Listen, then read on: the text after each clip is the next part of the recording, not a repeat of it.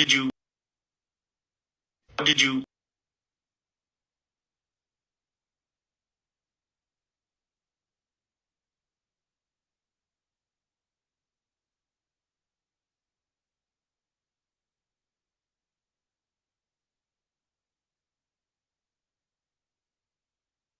This I have no idea why that's not showing up on my main page, but maybe it'll be fixed in a second. Who knows? But welcome to the live, everyone. A lot is going on. A lot is going on. Let's see if this is going to send out here.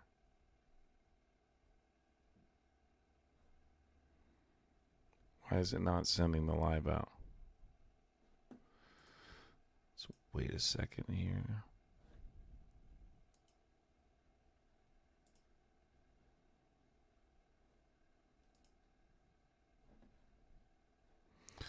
Waiting to see why it's not sending the live out. Hopefully this gets corrected here in a second. I don't know why it's taking so long to send the live out. What's going on? Ay, ay, ay, ay, ay.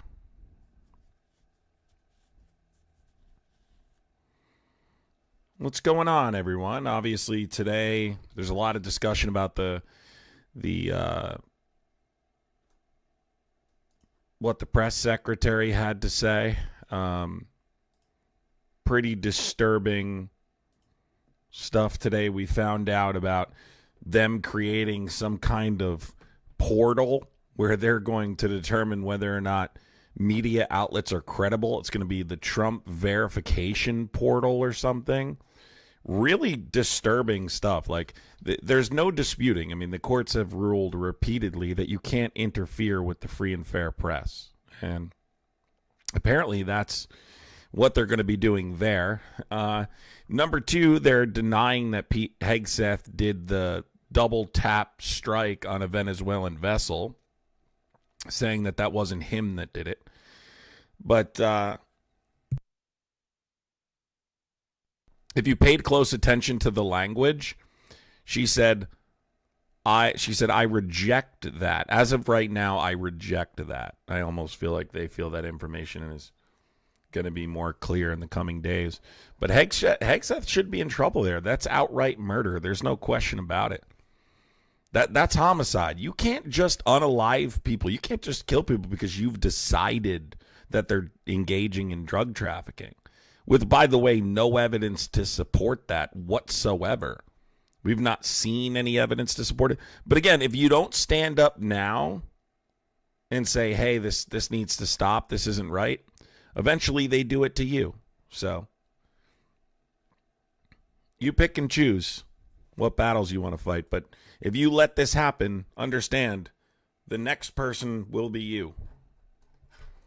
They start outside of the country, but and by the way, also during the press conference today, they were talking about how people are not assimilating. They're not assimilating, which we've always known their goal was. The purpose of this deportation operation was because these people don't fit into their idea of what Western culture should look like. Because the notifications were delayed. We don't know why. I'm hoping that it corrects itself. It's not putting it out on the algorithm, but we'll see what happens. If you're a Trump supporter and you're listening, you can call in 908-652-3703. Hopefully it gets pushed out. I don't know if it will, but clearly there's an issue with the notifications. So, Sheffy, thank you for the $5 super chat. Yes, super chats, stuff like that. Guys, everybody share the live, hit the share button, hit the thumbs up button. All those things help push it out into the algorithm. They'll blame anyone but the person responsible. And I said this before, too. Our military, I don't know how you can be a veteran and support this. I really don't. They were blaming the Biden administration for the Allies Welcome Program. That was a bipartisan decision. That wasn't a partisan effort. That was bipartisan. People overwhelmingly supported it. Overwhelmingly. Call from Brent. What's up? Are you a Trump supporter? No, I just want to say, I want to tell you to keep the good fight. I am a registered Democrat, and you got those. I'm laughing in the chat. You got the trust scores crashing out. I'm Yeah. Brent from Rochester, New York. I'm a registered Democrat, Thanks, and they buddy. got played by a felon, and they don't know it. He's a terrorist. He's down with Putin, and Yeah. Putin gives him all the directives, and they don't see it. They're not. He's not on their side. He's on the rich people's side. You know what I'm saying? Yeah. They were. They. 100%. Harris was a threat. That's why he won the election, because Harris, a black woman, was a threat. And the United States of America don't want a woman to run the country. And if this country is messed up, he's messed up. Look what happened in Washington. I thought Washington was safe. He lied. Trump said, I'm in Rochester, New York. I'm saying this in Rochester, New York. Come to the hood. Y'all scared. Trump was scared. I know they connected in the chat. They scared. My brother going in on y'all because y'all wimps and y'all not going to call in. I'm a Democrat. President Obama. Thanks, President man. Obama. Take care. Thanks, buddy. Take bro. care. Appreciate you.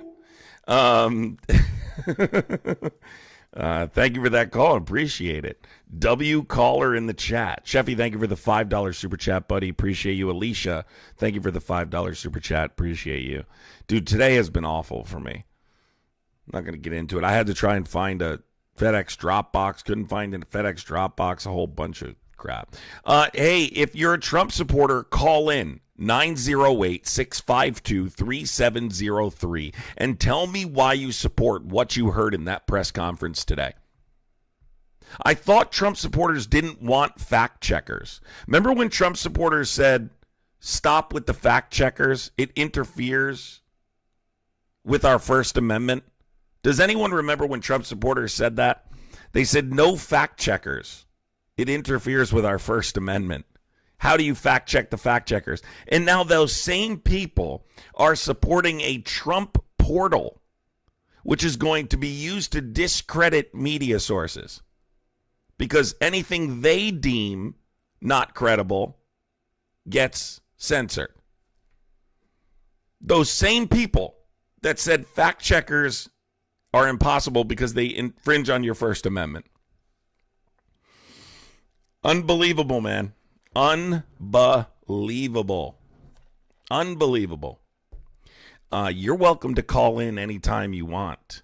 I don't know why you're so obsessed with that community.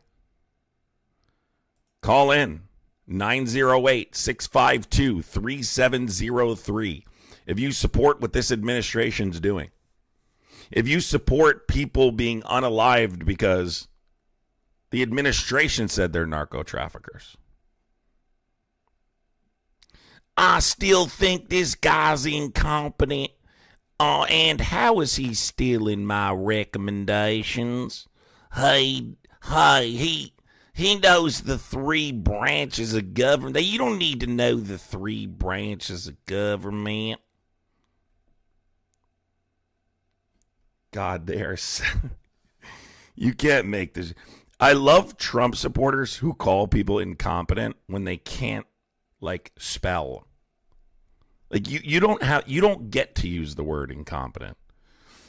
Are you just going to keep spamming, Jerry? Are you just going to keep spamming instead of calling in? Watch this, Jerry. Boom. Goodbye, Jerry. Everyone say goodbye to Jerry. Jerry is no longer allowed to talk. Goodbye, Jerry. Oh, yeah, Anthony? Well, call in. Why are you typing? Call in 908-652-3703. Tell me why you're supporting what this administration is doing right now. Are you guys going to support this Trump portal?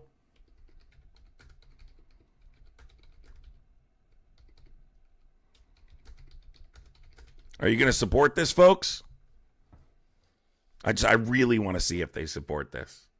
It's called the Media Bias Portal or Media Offenders Page. So they're basically going to catalog news outlets and journalists that the administration claims have published bias, misleading, or false stories about Trump. And they're going and listen to this part, folks. It's going to include a hall of shame. I am not kidding. A hall of shame, which is going to list all of the media sources President Trump feels are partisan coverage and not credible. Trump deems them not credible. This is fascism. This is what you're witnessing here. The courts have repeatedly ruled you cannot interfere with the free and fair press. It is a violation of the First Amendment. But here we are, once again, stomping all over the Constitution. Listen, I'm being serious right now, everybody. This is something you should be afraid of. Joshua, I would love to talk about Epstein. Call in right now and I'll explain it to you. What would you like to say about Epstein? I'm fine talking about Epstein. This is fascism.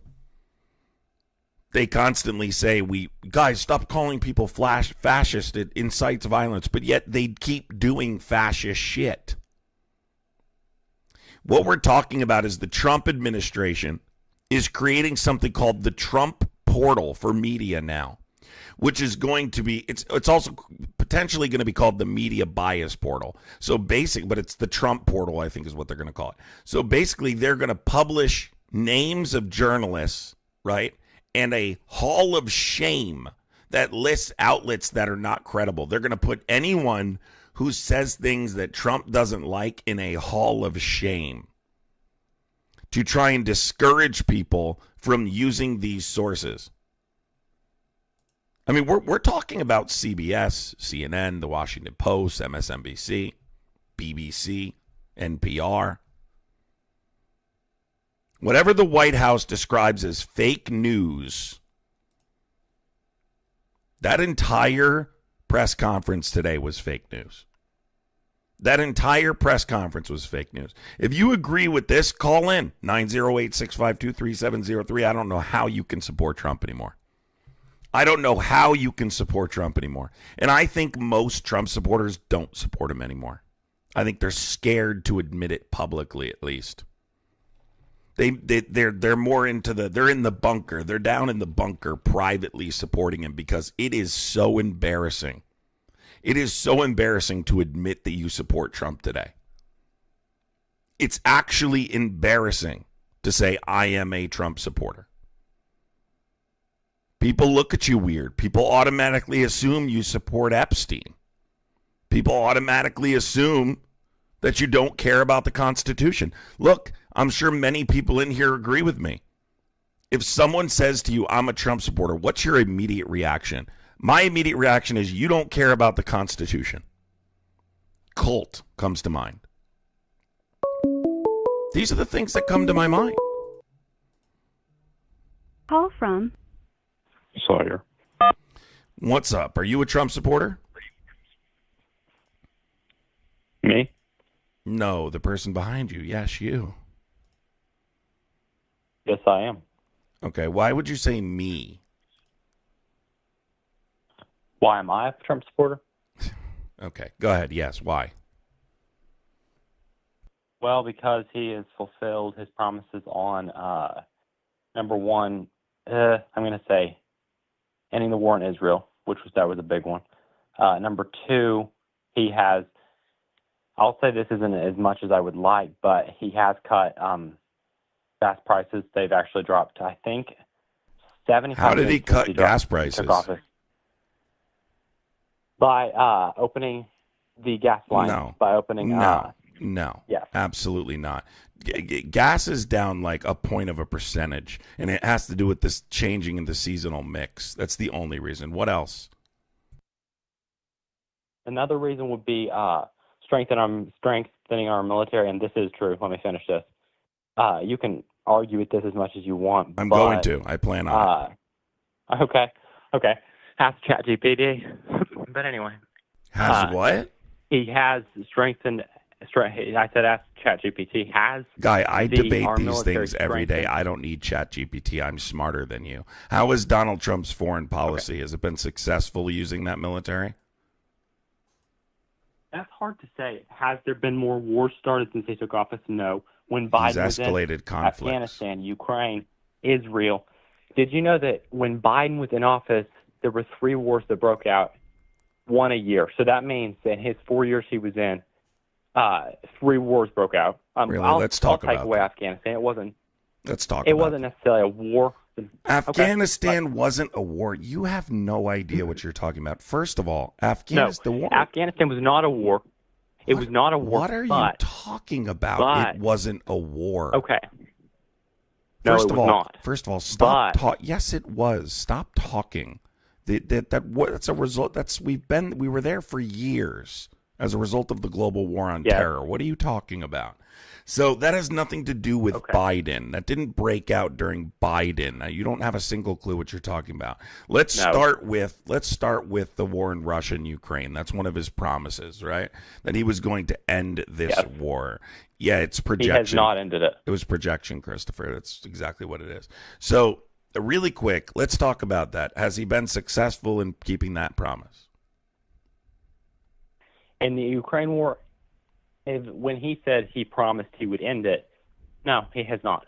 But is Rubio, or I can't remember what his name is, Witkoff trying their dead level best. Actually, Steve Witkoff and Rubio are meeting someone in Florida this week at the Ukrainian envoy. Am I saying that's going to end the war? No.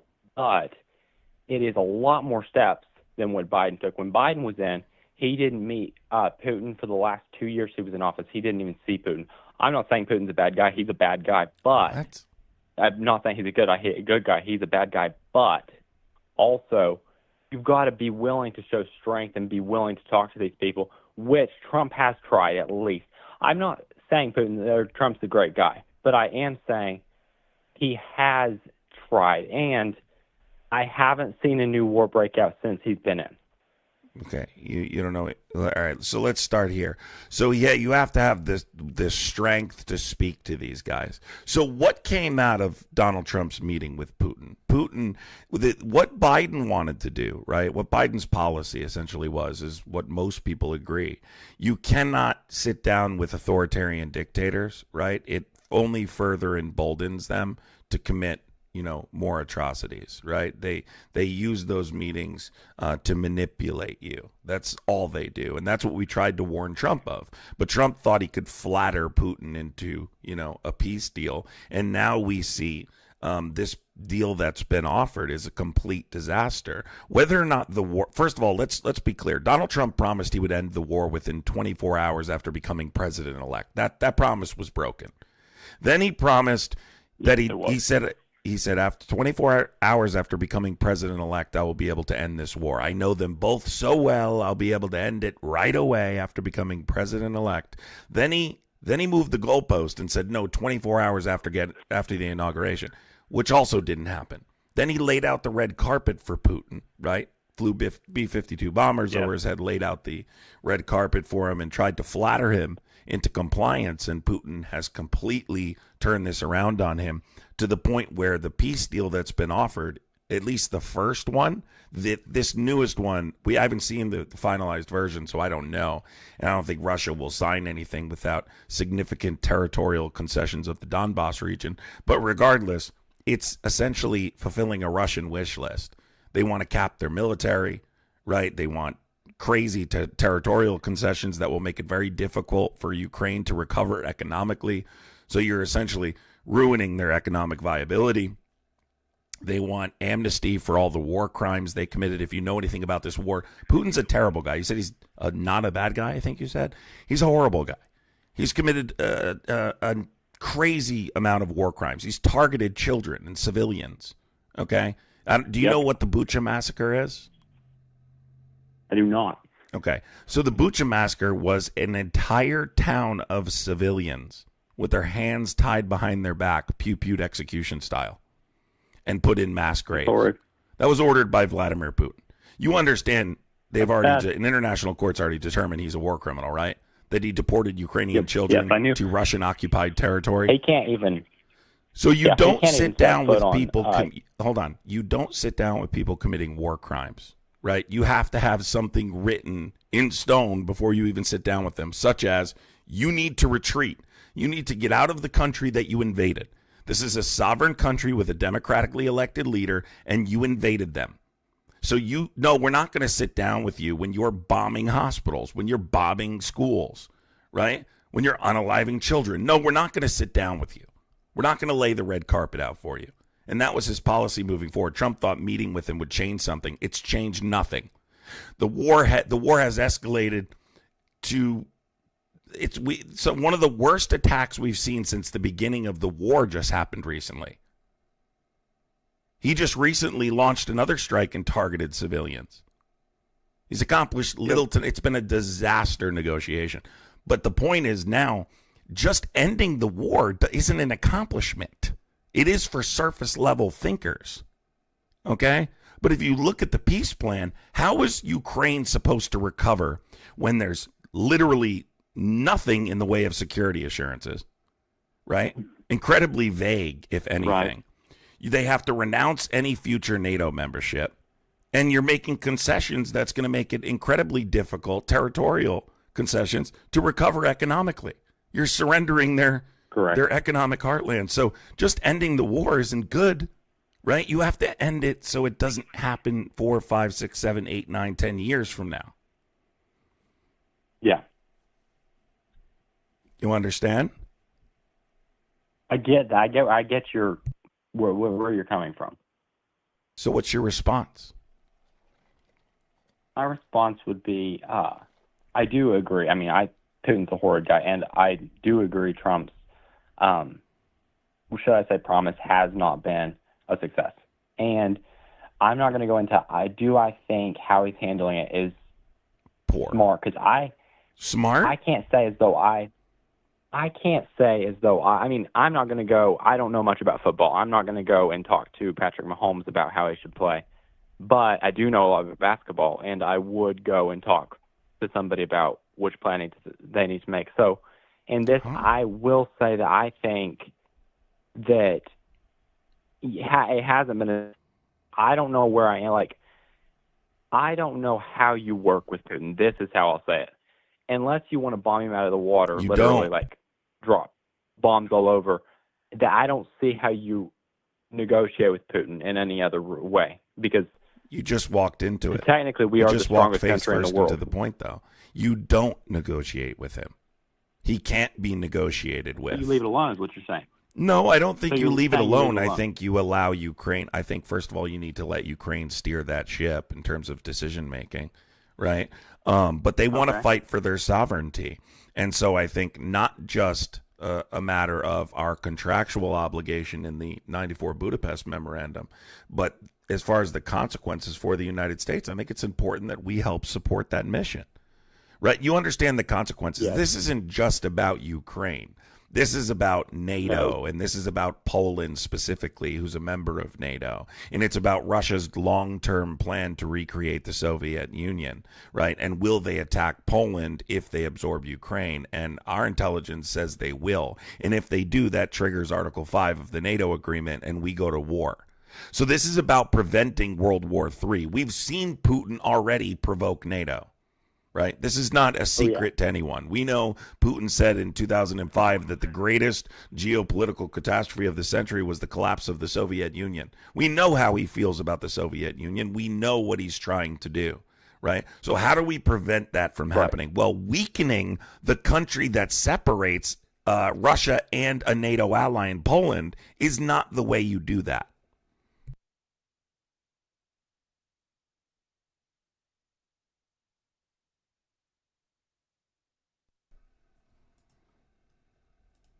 You have a response? Yeah, I do agree. I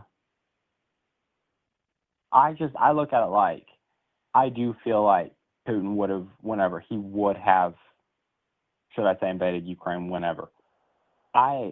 What I argue is, okay, out of all our last, I mean, I'm not trying to go back and trying to defend Trump's presidency, but I am saying, like, the only president in modern history, like from, I think it's Carter on, which was the 1970s, Trump and Jimmy Carter. Jimmy Carter was a bad president, but Trump and Jimmy Carter, the only two presidents in all those years that a war did not start under them. So evidently, even if what you argue is right, evidently something Trump did as president, or is doing, does at least hold wars off. What? I just explained to you how he's making the situation worse.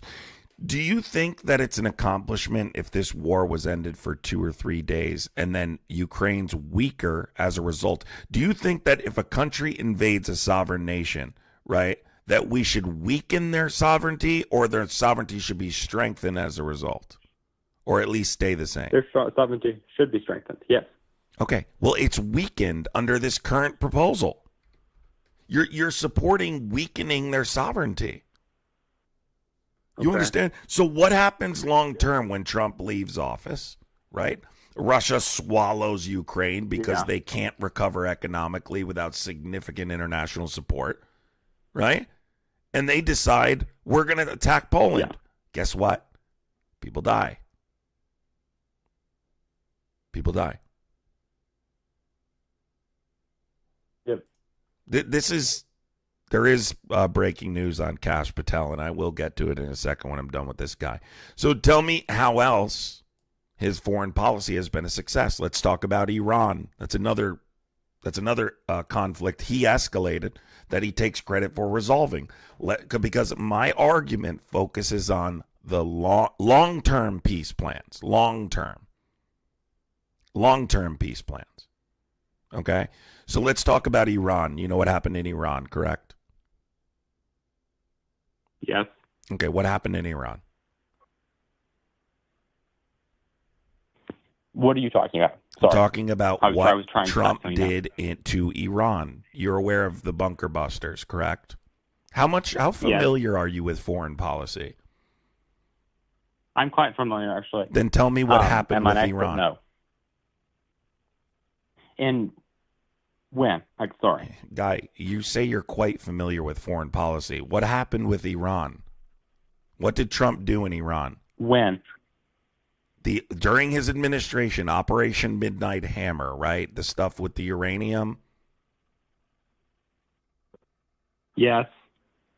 In first term or second, are you saying? This guy was totally projecting when he said that GPT comment earlier. So let me explain, since you don't know. Donald Trump dropped bombs on their enrichment facilities, which are underground, okay? They're deep, deep underground.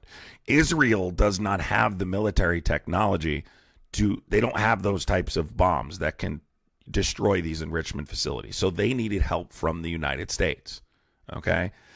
So Trump said, what we'll do is we'll drop bunker busters on their enrichment facilities, which he did, okay?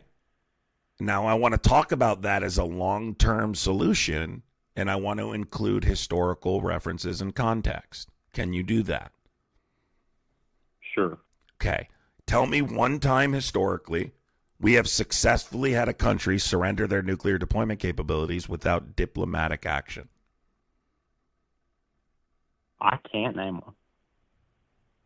Exactly, because there is none. You wouldn't be able to name one. It always requires diplomacy. So how is it successful as a long-term plan to rip up a diplomatic solution and use a military one, which only temporarily destroys their enrichment facilities, which, by the way, we have intelligence they probably have enrichment facilities both the United States and Israel are unaware of. Whether that's true or not, I don't know. We also know there were trucks outside of their enrichment facilities prior to Operation Midnight Hammer because Donald Trump told them ahead of time he was going to drop these bombs, which he used to be critical of, as a matter of fact. He used to tell people, he used to complain that our leaders give too much information. Donald Trump gave them like a week's notice. So who knows if they moved it. Now, technically, it's difficult to move, but it's not impossible. So he drops these bunker busters, right? Does this stop them from trying to obtain weapons-grade enriched uranium? No, it's not. It doesn't, right? So that doesn't work as a long-term solution either, right? What if they are already developing it? What if they continue to develop it? If anything, this encourages them to develop weapons-grade enriched uranium. Correct. Right? Right. So that's what it is, man. It comes down to long-term solutions. Long-term solutions. But and I'm not arguing with that, but up to that point when with the enrichment facility, it's not like we hadn't been trying to negotiate with them up to that point. We had a deal that allowed for the most intrusive inspections we've ever had. We had a deal. Trump ripped it up. So Trump got rid of the diplomatic solution and thinks military action is a long-term solution, and it's not. There's nothing preventing them ultimately from creating or developing weapons-grade enriched uranium long-term. No. So again, I'm talking about why this foreign policy is a disaster. It's only short-term solutions. There's no long-term solutions here. You're just going to leave the next president a gigantic mess. You understand? Like Biden did. Let's talk about Venezuela. Let's talk about what he's doing with these vessels. Do you support bombing vessels for narco trafficking with no proof and no due process when humanitarian law calls for right to life? I'm kind of 50-50 on that. I believe, I will tell you why. Okay. I believe that narco-terrorists, they have to be ended. I mean, it's horrid. They can't. And number one, they're bad. But I'm pro-life from the moment of conception through it all. If everyone, including everybody, should be able to at least be able to be in even if they do something illegal, should have a free trial. So do you know you're the first person ever? You're the first person I've ever spoken to that's pro-life, that mentioned pro-life outside of the context of abortion. I'm actually going to give you credit. I'm not kidding. You are the first Trump supporter, first Republican I have ever heard in a debate, at least with me, use pro-life out of the context of abortion. Well, I mean, if you are only pro-life with abortion, then that's not pro-life. I agree. And I think that's where, if you are only, and I have this feeling with certain people that are on our government that are Republicans, that they are so pro-life in the womb, and I am totally 100%. But I do believe at times it's that point to where are they care more about that than they are the person, because the mom matters 100% just as much as the baby does, just as much. Here's the point. I don't want to get into a debate about abortion because you don't have a uterus and I don't have a uterus, and women deserve health care, and they deserve. We both have souls. Women deserve. But we both have souls. Women deserve health care, and they deserve the right to do what they want. It's their body, and I'm not having that discussion with you. So, but just talking specifically about humanitarian law, the law doesn't allow for bombing people and claiming that they're in possession or trafficking in a specific substances. Whatever category of crime, doesn't matter. There's not an imminent threat. There's no imminent threat, so it doesn't call for death. Now we're finding out that Pete Hegseth ordered a double tap missile strike. When there were survivors, they went back and launched or bombed them again to unalive the civilians that survived the initial attack. That's murder. That's literally murder. Quite literally, that's murder. So I'm actually proud. I'm actually surprised that you brought up like pro-life in this context, because you're the first person that's ever done it, because most Trump supporters support bombing those vessels. Yeah. And you can only support bombing those vessels if you trust your government entirely. And I don't trust my government. I haven't trusted my government since the global war on terror, right? My government lied to me and invaded countries as a result of those lies and unalived 1 million Iraqi civilians because of a lie. So I don't just trust my government because they told me they're narco traffickers. Human life is precious and should not be taken because they decided they're engaging in narco trafficking. Nope. All right, man, I'm going to move on. Thanks for calling in. Appreciate it. If you're a Trump supporter, I would appreciate you can call in if you disagree with what I'm saying. 908-652-3703 if you support Trump. Man, we got a lot of like Trump supporters that are mad in the chat. Not sure what you're mad about, but you're certainly welcome to call in. Give me 1 second, guys, because I just have to try and move this piece back real quick, and I can't without pulling this. Hold on. Let me see if I can fix this. Hold on 1 second, everybody.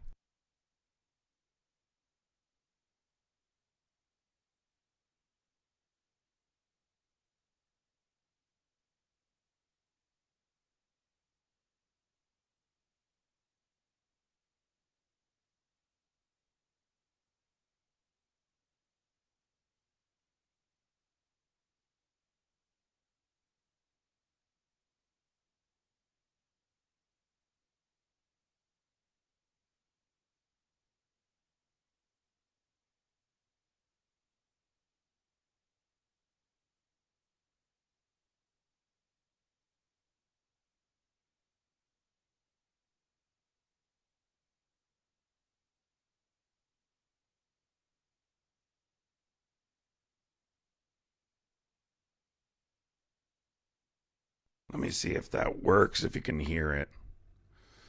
Can you guys hear me now?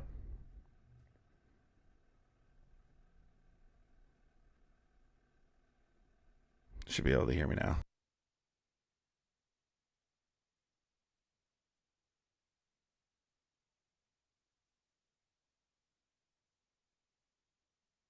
If you guys do support the live, I would appreciate contributing to the gifting goal, hitting the thumbs up button, and sharing the live. All of those things help the live. Hitting the thumbs up button, hitting the share button, posting it on your social media, sharing it to friends, posting it on your Facebooks. What else? Contributing to the gifting goal. All those things help support. I would appreciate it. Look, here's the thing. Like, I'm not going to, this person says, as a debater, you should put yourself on the other side and defend their points as well. We can't compare the U.S. as a role model. This has been happening before Trump was born. Wait. What are you talking about? You're saying I should debate from a Republican's perspective sometimes? Why would I do that? Why would I debate from a Republican perspective? Here's the point, right? It's pretty simple. Our government has a history of not telling the truth. Yes, that extends beyond Donald Trump. In any case, this is homicide. This is murder. Okay, this is against U.S. law here in the United States. This is against international law. This is against right to life. This is against humanitarian law. Okay? So I regardless of whether it doesn't make it okay because our government has participated in the past. I was simply referencing our government unaliving civilians in the past, right, as proof of why you shouldn't trust the United States government or U.S. intelligence. Glasses Babe, I was listening to you all Saturday. Thank you, Glasses Babe. Appreciate you. That's a great debater. Guy, you think debaters are supposed to debate both sides? No, that's not. I debate one side, my opinion. You don't debate something you don't believe in. You should move then? Well, if you think I should move, why don't you call in right now, 908-652-3703, and tell me why. Hey, Ryad, 1281, thank you so much for the $1.99. Appreciate you, buddy. Appreciate you, buddy. And Glasses Babe, thank you so much. I appreciate it. Call in 908-652-3703. By the way, I want to repeat this for everyone really quick. The new Trump portal that they're creating, this administration, a media offenders page, the government is opening up, in which they're going to take journalists, right, that they think are misleading. Let me bring this person Call from up first. Rock Solid Rain. Hold on. Are you there? Yeah. All right, hold on one second. What's up, buddy? Hold on 1 second. So they're going to create a portal that essentially lists all of the media companies that they think are not good. They're going to call it the Hall of Shame. The Hall Something of wrong Shame. with that? Is there something wrong with that? Yes, there's something wrong with that. The first Do you think defamation should be illegal? defamation should be illegal. It's just there is Do repercussions. you think it should be illegal? There are repercussions for defamation already. So if you willingly publish a story that you know is untrue intentionally, There's already should laws. there be consequences? No, there's already laws in place. Yeah, there's already laws in place. I agree. So should the administration be the people telling the American public what news sources to trust? Should he not have an opinion? What? Again, should the you got to stop the beeping in the background. Get that beeping to stop, whatever that is. I got you, Bob. Should the administration? Okay, you have to stop the beeping. It's done. It's done. It's done. Okay. It's done. So the administration can't be the people telling you what's true and what's not. That's why we have a free. Who made that rule? Because who determines? So who fact checks them? Obviously, they're going to have a bias. That's what the press fact checks them. Sure. So they say we like these people, and the press goes they're wrong because of this. That sounds like good discussion to me. It sounds like good discussion for you. So the courts have repeatedly ruled, right, that it is illegal to interfere with the free and fair press. You can't weaponize government resources and target and discredit news organizations, okay, just because they're critical of the administration. What ruling did they say you can't discredit them? Of course you can. No, of course, Pam Bondi, as AG, she could bring criminal defamation charges against an individual who brought forth defaming news against somebody. Of course the government can do that. Excuse me. What ruling are you talking about? So first of all, in case you don't know this, you can't interfere with the free and fair press in terms of weaponizing government resources against news sources that are critical of you.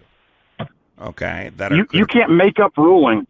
The Supreme Court what is this? has said multiple courts have said about the First Amendment. There's nothing wrong with an administration having an opinion about news outlets, homie.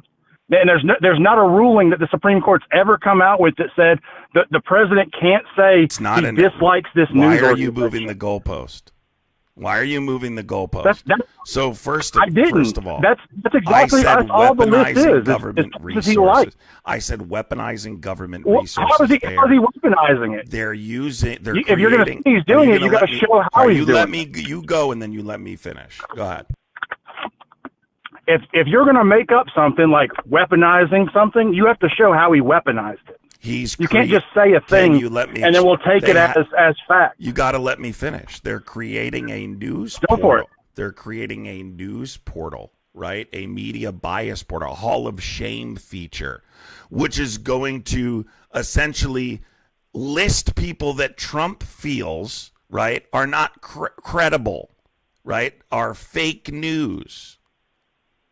Do you think the president loses his First Amendment to say what he thinks about things when he becomes president? The administration should not be creating a portal to threaten press freedom. Yes. That sounds like your opinion, which I disagree with. Well, you don't know what you're talking about. Okay? I want him to point out people that are idiots. I do understand the First Amendment. He's not stopping anybody from saying anything. You just don't like the fact that he's pointing out when they're lying. That's retarded. What does the First Amendment protect you from? Freedom of assembly, freedom of religion, freedom of speech. No. Freedom of the First press. Amendment protects you from the government. So number one, Donald Trump's already violated that by denying press White House access. That's already happened, right? They've already been. You are press. They've already been you're banned press. You're from the denied press. White House access. What? You are press. You are press. You are press. You are denied White House access because you don't have a big enough following, or because what you put out is retarded. There are many reasons why you get banned from. Listen to me, you stupid fucking hillbilly. You can't use the R slur, moron. Jesus Christ! It's 2025 and you're using the R slur. So first of all, in case people don't know, because this guy wouldn't shut up, right? He just can't stop talking. The Supreme Court has ruled a number of times. No, you're not calling back in, hillbilly. You're not calling back in, all right? Go use the R slur somewhere else. So I'll explain this again, right, since people don't know. First of all, he says they can sue for libel. If you can prove malice, you can sue for libel. Those laws already exist, okay? But we have press freedom in this country, right? We have to be critical of government action. The administration, if they're not doing something wrong, shouldn't be worried about who's critical of him.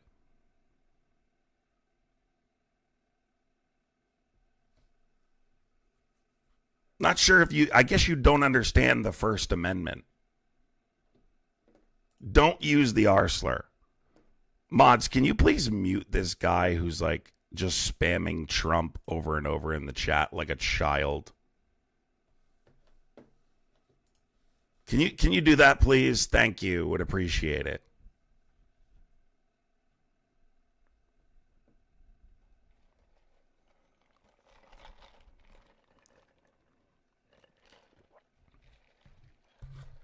Can't name what guy. There's tons of. Look up New York Times versus Sullivan.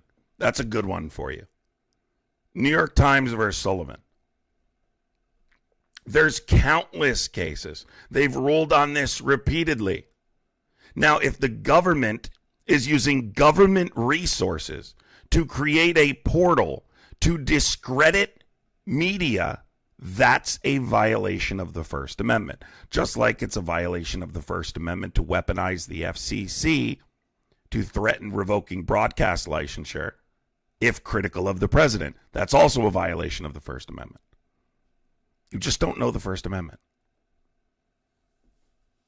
That's literally your issue, is you don't know the First Amendment. Dank boy, you're a big fan of mine. You on your big ass iPad. Why is your iPad so gigantic? Is that when you do when your wife goes to work?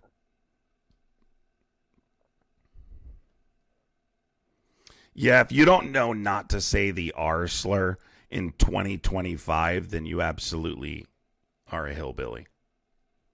You absolutely are.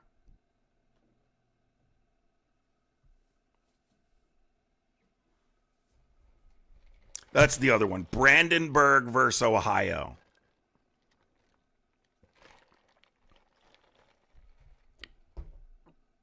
Brandenburg versus Ohio. That's the other one. The court held that speech can only be restricted if it is directed at inciting imminent lawless action. Brandenburg versus Ohio.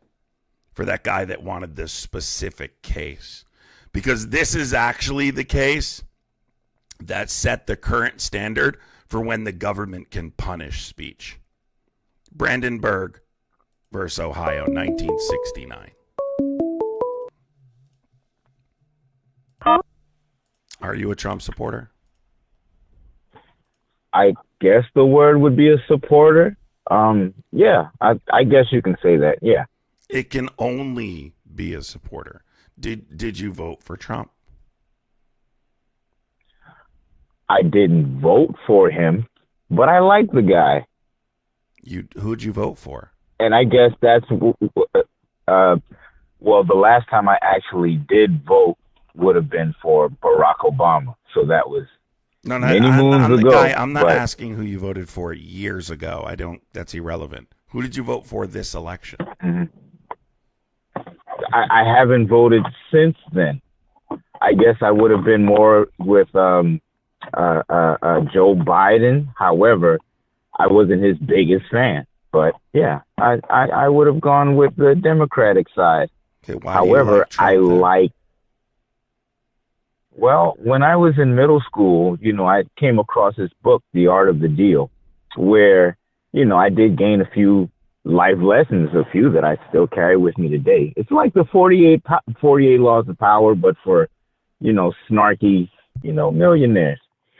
And, throughout my life, I've seen Donald Trump in certain medias, and I'm like, this guy's a personality. He's kind of funny. He's interesting. On The Apprentice, you're fired. People look forward to that. It's just like in Home Alone, Richie Rich. It wasn't Sex in the City. It was another TV show where he took a guy's girlfriend from him. Some fire. I forget. Can you the name, stop talking? But I'm Thank sorry. you. Could you repeat that? Why do you support Trump? I said, and you're talking about Home Alone. Well, no, I made myself very clear. I just like the guy, and I enjoy watching him on political things. It's like I'm watching TV or reading a comic. This guy is pretty comical. You thought George W. was funny. Trump is very interesting. So yeah, I look forward to the things he does, even when he calls people derogatory things or talks about certain countries. So your main reason is because he wrote The Art of the Deal and you liked The Art of the Deal, correct? No, that's not the main reason. Well, I like him as a personality. Yeah, but that's one reason. That's what got you into it, The Art of the Deal. Yeah, it was accidental as well. It was in the library. Hold on, mm-hmm. I hate to be the bearer of bad news, but he didn't write The Art of the Deal. Lay it on me. He didn't? No, there was a ghostwriter. That was one of the lessons in the book, though. That's ironic because that's one of the lessons in the book. There was a ghostwriter. Taking credit. There was a ghostwriter. Wow. I can believe that because that's also another part of the book. So the thing that got you into Trump was the thing he didn't write. That's not the only thing. He's been in movies and in other properties where, he sells a personality that you can enjoy. He's a character. He's interesting to watch. Is he not? Do you think it's interesting to watch families get torn apart? Is it interesting to watch like him destroy our democratic values, our Constitution? Can I tell you the honest reason why? Escalate conflicts across the world. May I give you an honest answer? And I really would love to answer this question. May I give you an honest answer? I guess. I'm 40 years old, young black man from Trump. Well, I'm not even young anymore, but I've seen things in the world as it relates to racism, sexism, classism, religious persecutions, gender bias, and sexuality discrimination. I've seen it over years, and it started as racism with me. So now with a person like Trump, people are coming out of the woodworks with their racism, their sexism, and their hatred. And I can just say, well, look, I've been saying this for 20 years, maybe 30, that this is how people really are. So I enjoy it. Let Trump turn up the volume on all this hate and dysfunction that he's causing, because he'll be taken down and he'll be replaced with something good. It's I thought you order said out of chaos, I guess. You said he was good 5 minutes ago. No, I said he was interesting. I never said he was a good guy. Well, listen. I said I liked him. Listen, I'm glad you're interested. Okay, thanks for calling in. Mm-hmm. If you're a Trump supporter, I would appreciate calling in 908-652-3703. Hey, Karen, I saw you in the chat saying, why won't you talk to me? Call in, Karen. I'd love to talk to you. 908-652-3703. Do you think I'm going to call you, Karen? Do you think I'm going to call you? You have to call me. Right. So if you want to talk, let's do it.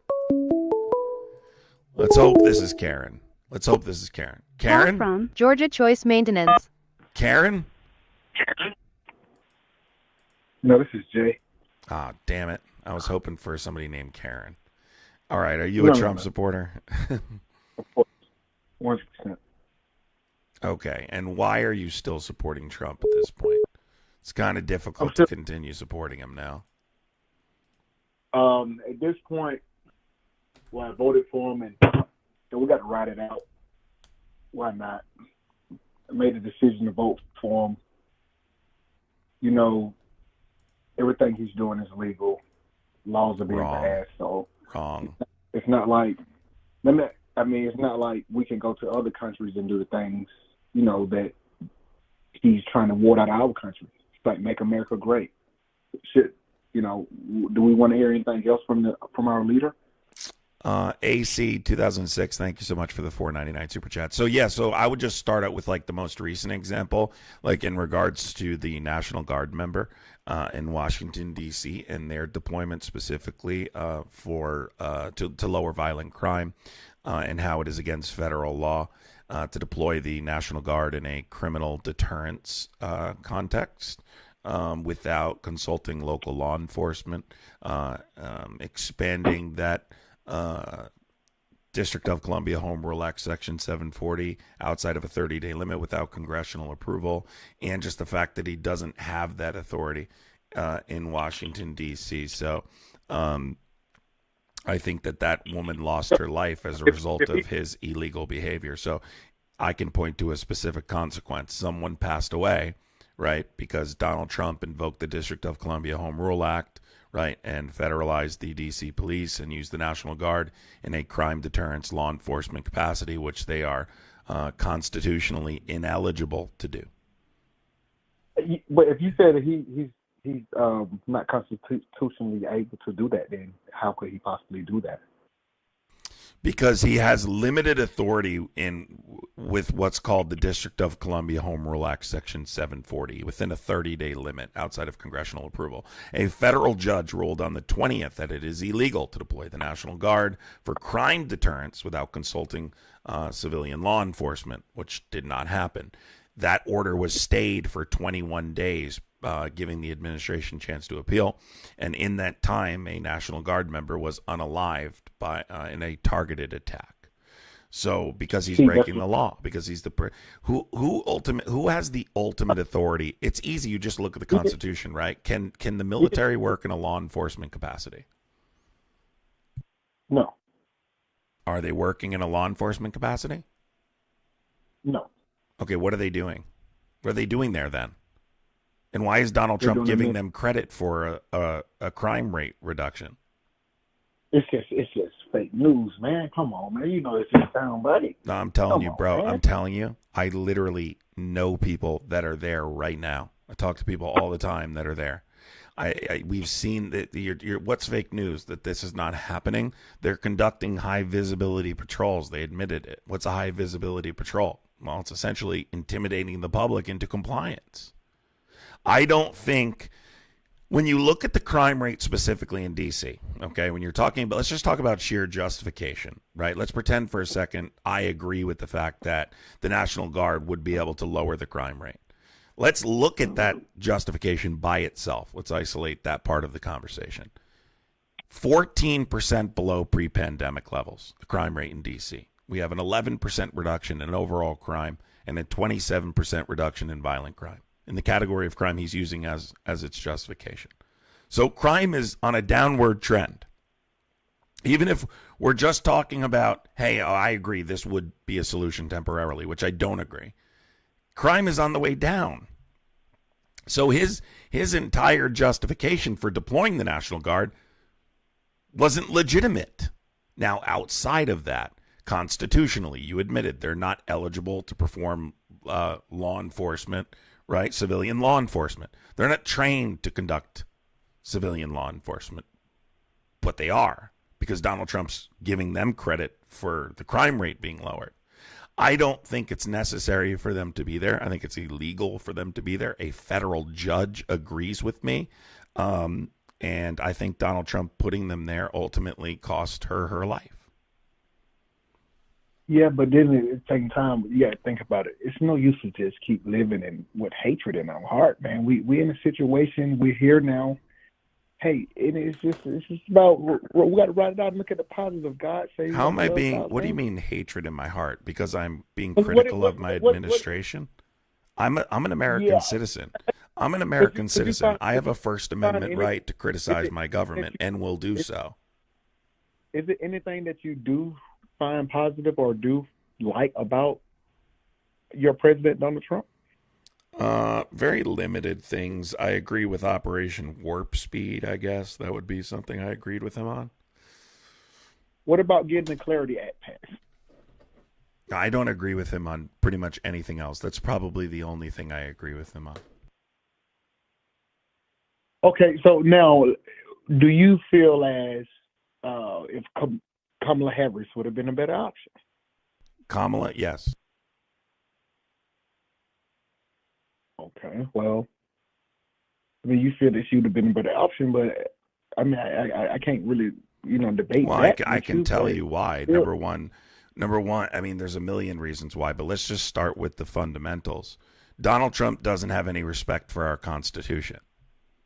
Okay, so outside of just better policy, better foreign policy, and better domestic policy, Donald Trump does not care about our Constitution. He has proven to me he does not care about our democratic principles. Okay, so why would I support a president who is fascist, who has zero respect for our Constitution, zero respect for people's individual liberties? Why would I vote for someone like that? I would have voted for anyone against Trump outside of their policies. Right? I would have voted for anyone. I would have voted for a shoe. Okay? That's how much I think Donald Trump is dangerous. So, I'm in Atlanta, Georgia. Our media, going back to the insurrection and everything that happened, showed us straight lies and fed us. They did sound bites and all of these damn clips, not giving us the full context of what was going on and painting these pictures of, and it's just all, let me tell you something, all in this whole black community and just even in different communities, they just hate this guy.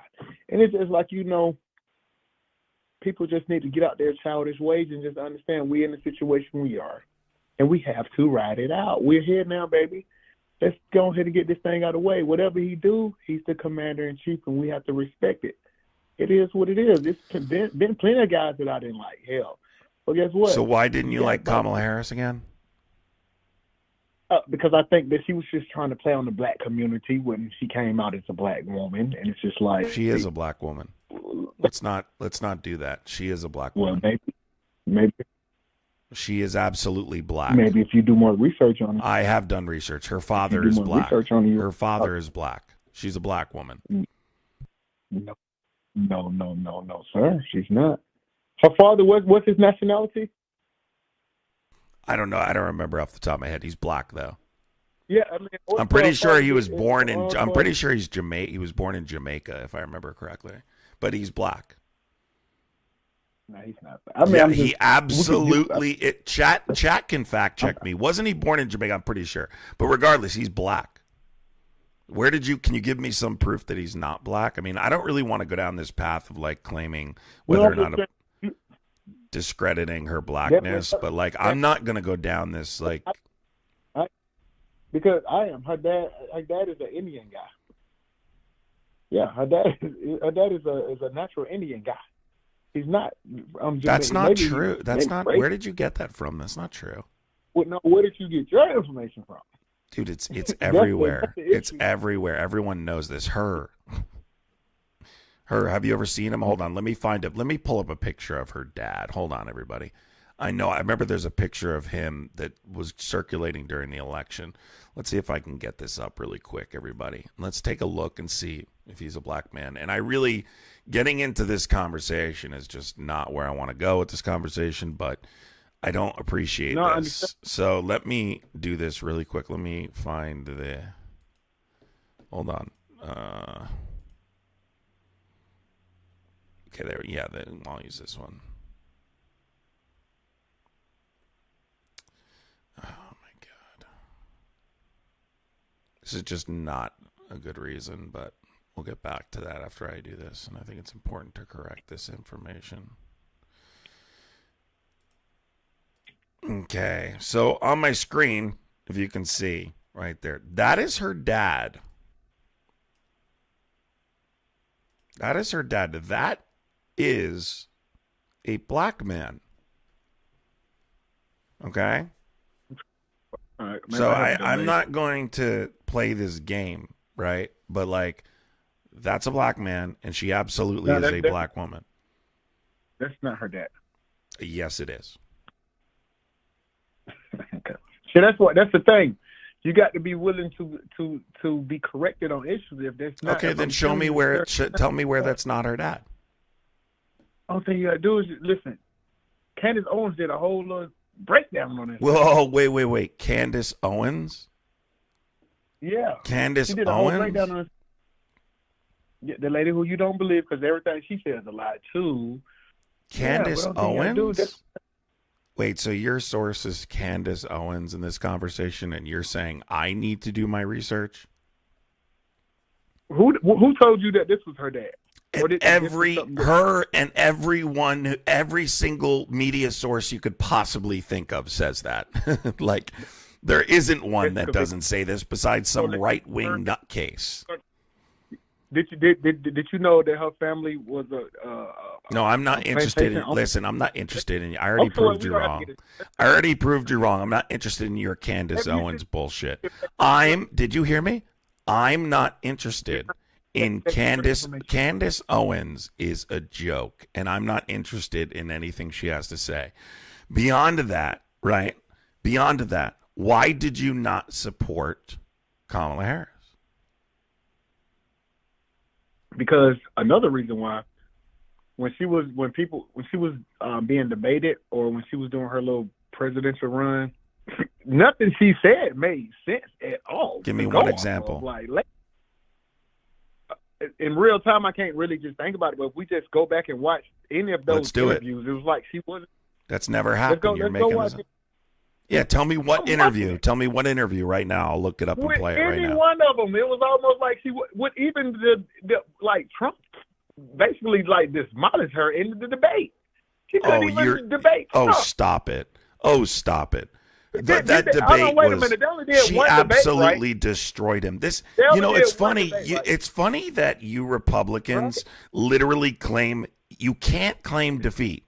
She Wait a minute. she They only did one destroyed debate, him. right? She destroyed They- Trump in that debate. If Are I you remember kidding? correctly, it was only one debate, right? She People did- wanted more of her because she just kept. If I remember correctly, she was regurgitating the same little whatever her responses, and she was not prepared.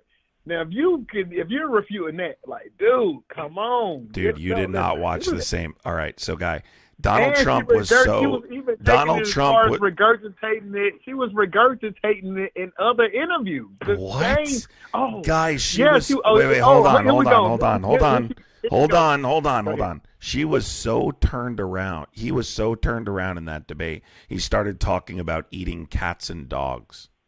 He was so listen. turned around. So here we turned go. Here around. we go. Here we go. Here we go.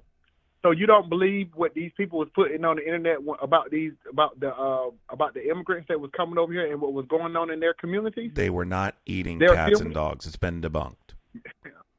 Do you know why they By pivoted? who? Do Who you know was it why debunked by? they Who started? was it debunked by? The people who live there.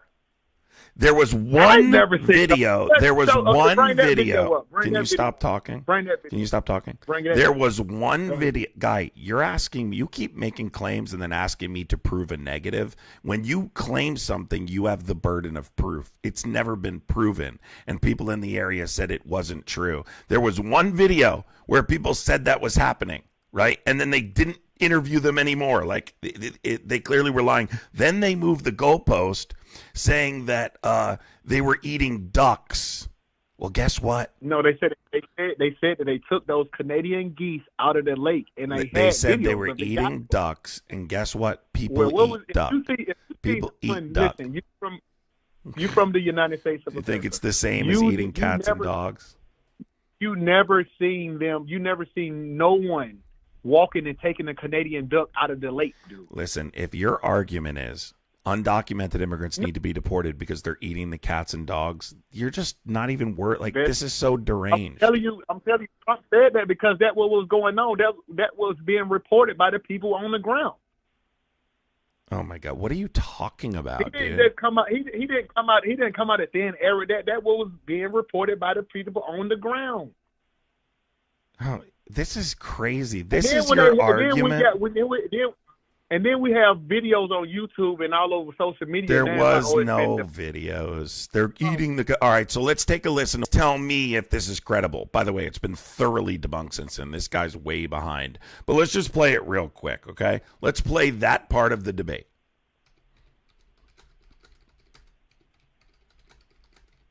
Let's play it. Let's listen to it together. I'm going to put you on hold so you can listen through the live stream, okay? Let's do it. Well, let's play this clip in its full context, okay? Because this is insanity, folks, if you don't know what he's referring to. Let me just ask, though, why did you try to... I would like to respond. Let me just ask, though, why did you try to kill that bill, and successfully so? That would have put thousands of additional agents and officers on the border. First, let me respond as to the Please. rallies. She said people start leaving. People don't go to her rallies. There's no reason to go. And the people that do go, she's bussing them in and paying them to be there, and then showing them in a different light. So she can't talk about that. People don't leave my rallies. We have the biggest rallies, the most incredible rallies in the history of politics. That's because people want to take their country back. Our country is being lost. We're a failing nation. And it happened 3.5 years ago. And what's going on here, you're going to end up in World War III, just to go into another subject. What they have done to our country by allowing these millions and millions of people to come into our country, and look at what's happening to the towns all over the United States. And a lot of towns don't want to talk. It's not going to be Aurora or Springfield. A lot of towns don't want to talk about it because they're so embarrassed by it. In Springfield, they're eating the dogs, the people that came in. They're eating the cats. They're eating the pets of the people that live there. And this is what's happening in our country, and it's a shame. As far as rallies are concerned, as far as the reason they go is they like what I say. They want to bring our country back. They want to make America great again. It's a very simple phrase, make America great again. She's destroying this country, and if she becomes president, this country doesn't have a chance of success. Not only success, we'll end up being Venezuela on steroids.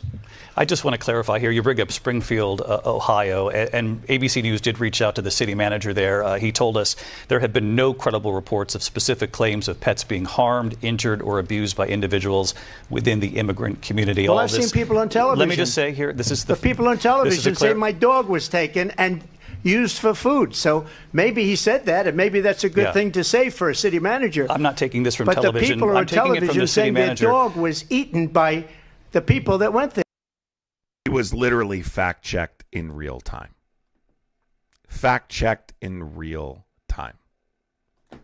It doesn't get worse than that when you get fact-checked in real time. What did he say? Hold on. Did you hear what he said? I told you he said that. Did you hear what he said? That's what I said.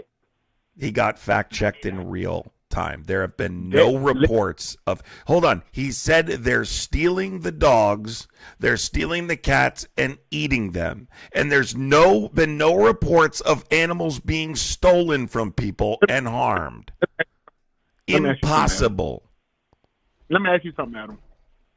So if someone who is on YouTube, but if they're not on your channel, they say this conversation didn't happen because they didn't hear it, what does that do? Does that mean, it's been debunked, this conversation didn't happen?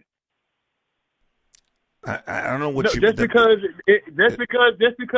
something was so-called So wait, so if local that, law enforcement, right, and city officials, right, confirm there's no credible evidence, this is not the media, this isn't people who don't like Trump, I'm talking about local law enforcement. Law enforcement typically supports Trump. I got the DA. I got the damn DA of Fulton County down here. So first of all, you have local law enforcement. You had the Springfield police and city officials say there's no credible claims that pets were harmed by members of the immigrant community. The governor said those claims were garbage and disinformation. Right? Reuters, who's considered one of the most credible sources, have labeled them misinformation and unfounded.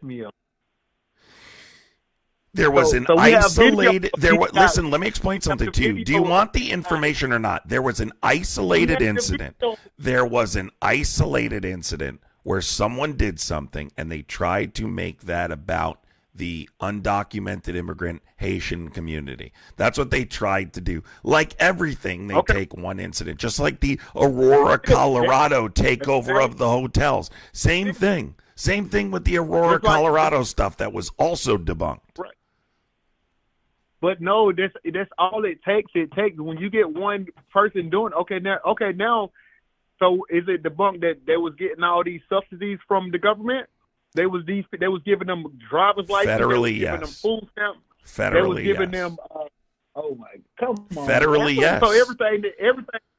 Yeah, there was a lot of misinformation about this stuff. There are programs. Locally, there are state level. There were state level. Are you going to let me answer or no? There were state level programs for lawfully present people, people seeking asylum, right? Refugees, people like that. But in terms of undocumented people, no, you're talking about state programs for people seeking asylum. Federally, undocumented immigrants are explicitly prohibited from receiving benefits. That's why they don't. It's against the law. You just don't know the difference between an undocumented immigrant and someone who's lawfully present. Well, I do, because I like at the same time, like I used to work in the shipyard, and a lot of those guys used to come over, and they can work here, but they had their visa, however that worked. But it's just like right now, what's going on? Trump, he would not be able to ship these people out. He would not be able to do what he's doing if it was not legal. So whatever he does is going to be legal. It'd be harsh, and you guys may not like it, but you got to understand it's perfectly within his right and within his power. You have. I mean, it is what it is. Can I just be completely honest with you? You absolutely Go ahead, sir. have very surface level information on a lot of these topics, and you take what Trump says at face value. All I can encourage you to do is try and research these things more deeply and independently from right-wing media. Independently, right, and more deeply. You have to do a better job reaching out. So I don't know what else to say. Who should I listen? Well, I just gave you an example. NPR is a good source. Reuters is a good source. Those are two good sources to start with. But I would just stay away from the OAN, the Newsmax, right, the Fox News. These are networks that are known for spreading misinformation. And I'm not telling you to listen to only left-wing media. I'm just telling you to fact check. In this specific circumstance, when you're talking about Haitian immigrants, I specifically brought up people outside of media that have debunked these claims, including the governor, including Springfield police, including city officials that live there, right? And you still said no. You still denied it. Which means that indicates to me you do not want the truth. I think the video. That indicates to me you're not interested the video in the floating truth. around online. I don't care about that YouTube video, dude. You saw one YouTube video. Doesn't make it true. It's almost like we go to court for something, and then the video is clear as day, but the judge say, no, don't show that part. Come on, man. We've seen the video online. No. You didn't see a video of them doing it. Listening to. You did not see a video of them doing it. Now you're of the guy. You telling me I didn't see the video of the guy getting that Canadian goose out of that damn lake and carrying it? I didn't even know. Do you know where this occurred or what? So if let's just say that. Let's just hold on. Let's use critical analysis here for a second. Let's claim one person did that. How did you determine their documentation status? You're absolutely correct. You're damn right. So you did. So you don't know their documentation status. Just like you're saying, hey, this you determining Kamala that document his status. Listen, I proved my point. Have a good day. Have a good day. You use one video that you saw without being able to prove one's documentation status, yet that's enough to substantiate undocumented immigrants are committing this category of crime. Absolutely asinine. Guys, if you do support the live, I would appreciate contributing to the gifting goal. We are 7 out of 30. I'd really appreciate contributing to the super chat goal. If you are new here and you like political discussions, I would appreciate hitting the subscribe button, hitting the thumbs up button. All those things help the live, hitting the share button. But make sure you're subscribed. Make sure you're subscribed. Make sure you've hit the bell, because if you don't do those things, you're going to miss my lives. You're not going to know when I go live. I would appreciate calling in 908-652-3703. If you're a Trump supporter and you disagree with what I'm saying and you still support Donald Trump, I'd appreciate calling in again, 908-652-3703. That was absolutely insane. Absolutely insane, but it's the perfect example of a Trump supporter. Take one piece of information. Call from Michael. Michael, what's going on? Are you a Trump supporter? No, I mean, I didn't vote for Trump, but, I definitely... Michael, there's a lot of noise in the background. I don't know what's going on there. No, I'll take you off Bluetooth. Yeah, I can hear, people in the background. Yeah, I took you off Bluetooth. So, honestly, I would endorse the process over Kamala Harris throughout the voting process, but I definitely never voted for Trump. I haven't voted since George Bush. Honestly, I don't even know what American. If you're going to be a voting American, who would you vote for then? Would you just vote? Are you saying that you voted just to take away a vote from Trump, and you voted for Kamala Harris? No, I voted against fascism, but I largely supported her policies. I think she would have been a pretty damn good president. She had experience in all three branches of government. And I don't know what else you could possibly ask for. Experience. Yeah. So, I mean, I really don't know what to tell you, man, but that woman just she can't do anything. She went. Are you there? I can't hear you if you're talking. The lady clearly just doesn't have Guy, you cut out. the right cut out. You have to repeat everything you said. We didn't hear you. Go ahead. Okay. So it's just, I mean, you can imagine how I perceive things from the standpoint of the way that she went about her campaign. There was obviously, to me, someone like me, I found that to be very poorly executed. Like what? She didn't put enough effort into it, and effort. I mean, she didn't do anything. She can't even Are you familiar? She can't even put a sentence together. Are you familiar with this book that I'm about to hold up here? It's called 107 Days. 107 Days. This was the book she just put out. By the way, fantastic book, by the way, if you guys have not read 107 Days. Excellent book. Really, a lot of good information. Even for me, I pay attention to politics, on a daily basis, obviously. And I got information I was unaware of. Questions I wanted answered, I couldn't get. I got in that book. I'm not too happy with my party after reading it, but that's besides the point. What do you mean by what did she specifically do that you did not like? I mean, I would say from me personally, I would say just about any public statements that she was making throughout her vice presidency, all the way through that she did not give us any kind of real scrupulous reason. She didn't even give me a single reason of why someone would want to vote for her. Everything with her was either the entitlement of being a Democrat and having her base at her automatic vote for her, kind of like the same way that we felt about Hillary. Everyone felt about Hillary 10 years ago. But not only that, I don't know what here. Let me simplify hold. this. Let me simplify this. You're struggling with an answer here. Give me something Trump did that you liked that she didn't do. Give me an example, because I think expanding access to the affordable That care, Trump did specifically. But again, I think expanding I can access give you to a- the Affordable Care Act, I think eliminating medical debt, I think forgiving more student loans was important for our middle class specifically, who's drowning right now. We don't have a middle. Who's We don't have well, a we middle class. don't have There's one no because there's of no such things thing. like, but we don't have one because of things like this, right? If you eliminating medical debt, right? Hold on, eliminating. We don't have a middle class. Excuse me, sir. Please let me speak. Eliminating medical debt. Go ahead. Right? Go ahead. Attempting to combat price gouging, right? On groceries. Specifically, I know Trump doesn't know that word. Capping prescription drug costs, forgiving student loan debt, assisting young people in a $25,000 down payment for their first home. Those kinds of things help build a middle class. What has Trump done for the middle class? Can you give me one example?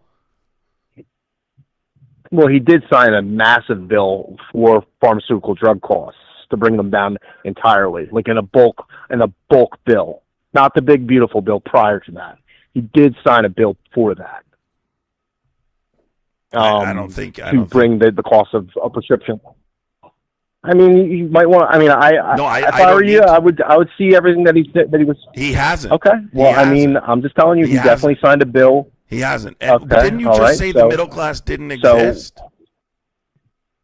I thought you said the middle class didn't exist. That hasn't existed for. I think it was coming. I think it was coming but back. No, it was coming back under Biden. Absolutely, it was coming back under Biden. You think that there was a comeback under Biden? Absolutely. I think we need to do things like forgive student loan debt. Like, I think those are things we should be doing. The Trump administration disagrees with me. Why? I think because I think they're drowning in interest. But why? Because it stimulates the economy. Well, I'm definitely drowning in interest, but at the end of the day, can I it's just finish? A lump sum that I can pay off. Can I finish? Yeah, go ahead. Start over. Yeah, okay, thank you. Sure. Thank you. So you asked me why would you forgive student loan debt? Because it stimulates the economy. If the middle class, specifically the lower middle class, has money in the bank or more money to spend, do they spend it or do they put it in the bank? They spend it. So it stimulates that money goes back into that money goes back into the economy. Right? The whole purpose of the stimulus checks, to stimulate the economy. If the middle class has extra money, they spend it. Okay? They spend it. So that money goes back into the economy regardless. But most of it is interest. And furthermore, specific to those loans, they were largely deemed predatory.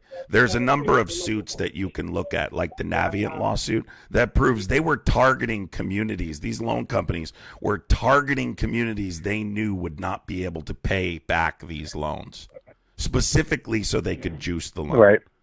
Specifically for the purpose of juicing the loan. So they would target communities they thought were less likely to be able to pay back those loans. Therefore, they would be able to juice the loan longer. That's a problem. That's one of the many reasons it should be forgiven. Yeah.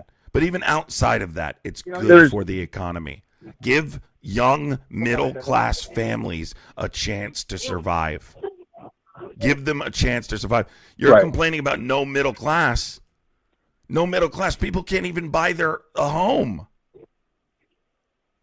Right. And Trump's deporting. Yeah, I mean, there's obviously much more detail. And Trump's deporting the people who build them. So on top of those things, there's a lot of details that go into us. On top of those things pertaining socially to the middle class, I think there was policies in regards to gun safety. I think we have a big issue with children in schools. I don't know if you're a parent or not, but I know a lot of parents who are scared to drop their children off at school every day. It doesn't feel good when your kindergarten student has to do shooting drills. Right? I don't agree with Trump's policy on immigration. I think we have a broken immigration system. I think we absolutely need to crack down on fentanyl and drugs like that. Absolutely. But I don't think mass deportation is productive. Expanding the child tax credit. There's a million reasons I why know what she's you better mean. than Trump. Right. Hey, what's your name, sir? Adam. What do we refer to you as? Adam. Just go ahead. Tell me why you think Trump is better, please. Be specific. Well, he sends out a much more clear message. I don't think anybody's better at this point. Obviously, the walls are closing in on him, and it's obviously this isn't a conversation that we should be having now. This conversation we could have been having 6 months ago. It's just I think I could make a point at the end of this entire conversation saying that, you know, obviously the political system doesn't work. And that's a very big blanket statement that I'm making. But, you know, Trump made some real wholesale points leading up to his election. He's obviously done everything he can to showboat the accomplishments that he's had throughout his presidency. I see through it. I don't really support him at all anymore. But if I was asked you if I was a voter, I would have voted for him over Kamala Harris. And that's all. We're just going to talk in circles, Adam. I'll call in another time when I have a better point for you. I just called you. You can't give me policies. You can't give me things you thought he would actually do to address the problems you're citing. But I do want to address one thing that you did mention out, because you didn't specifically answer the question, right, in terms of what would he do specifically to address the issues you're talking about, because first thing you brought up was the middle class. And I gave you 7 examples of how she wanted to start addressing that problem, and you gave me 0. You said Trump gives a clearer message. Can I just play something for you? It's very important I play this for the chat. I want you to tune into the live stream for a second and just listen to what I'm about to play, okay? All right. All right, everybody. I'm going to put him on hold real quick. I want you to tune into the live stream. I'm going to put you on hold real quick. And I want everyone to tell me, does this sound like a clearer message to you? You guys tell me if this is the guy he's talking about that gives a clearer message.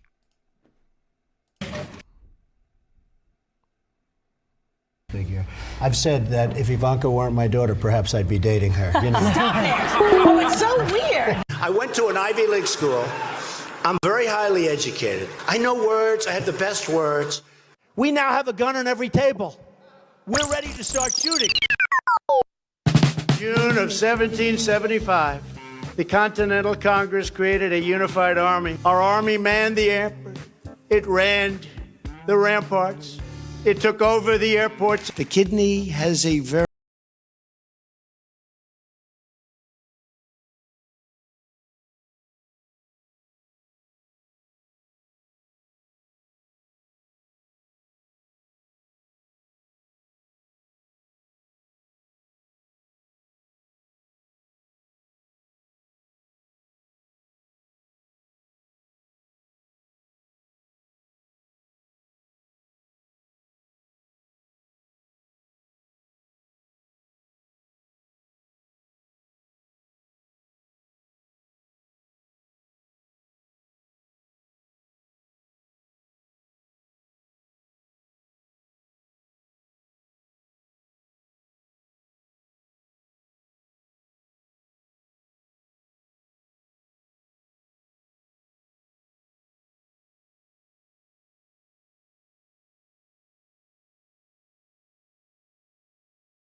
I think that's good enough. Are you there? Oh, no, he hung up.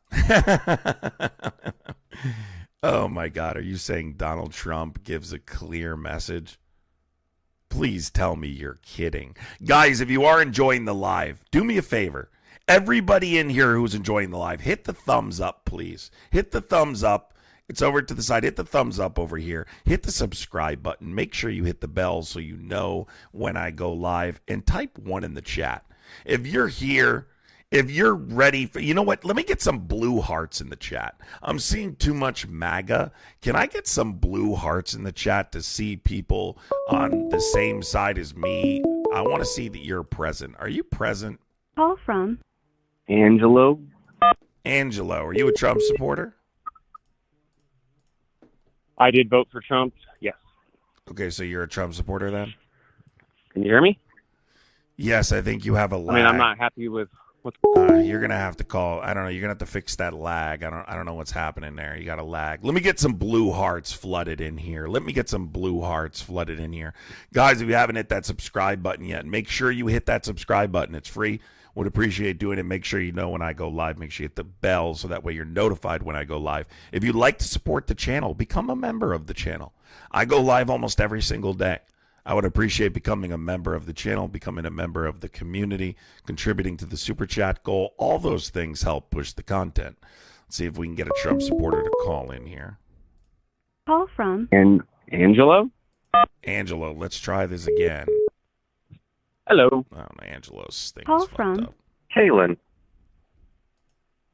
To accept, press 1. To send a voice. I really should do Angelo first. Keelan, are you a Trump supporter?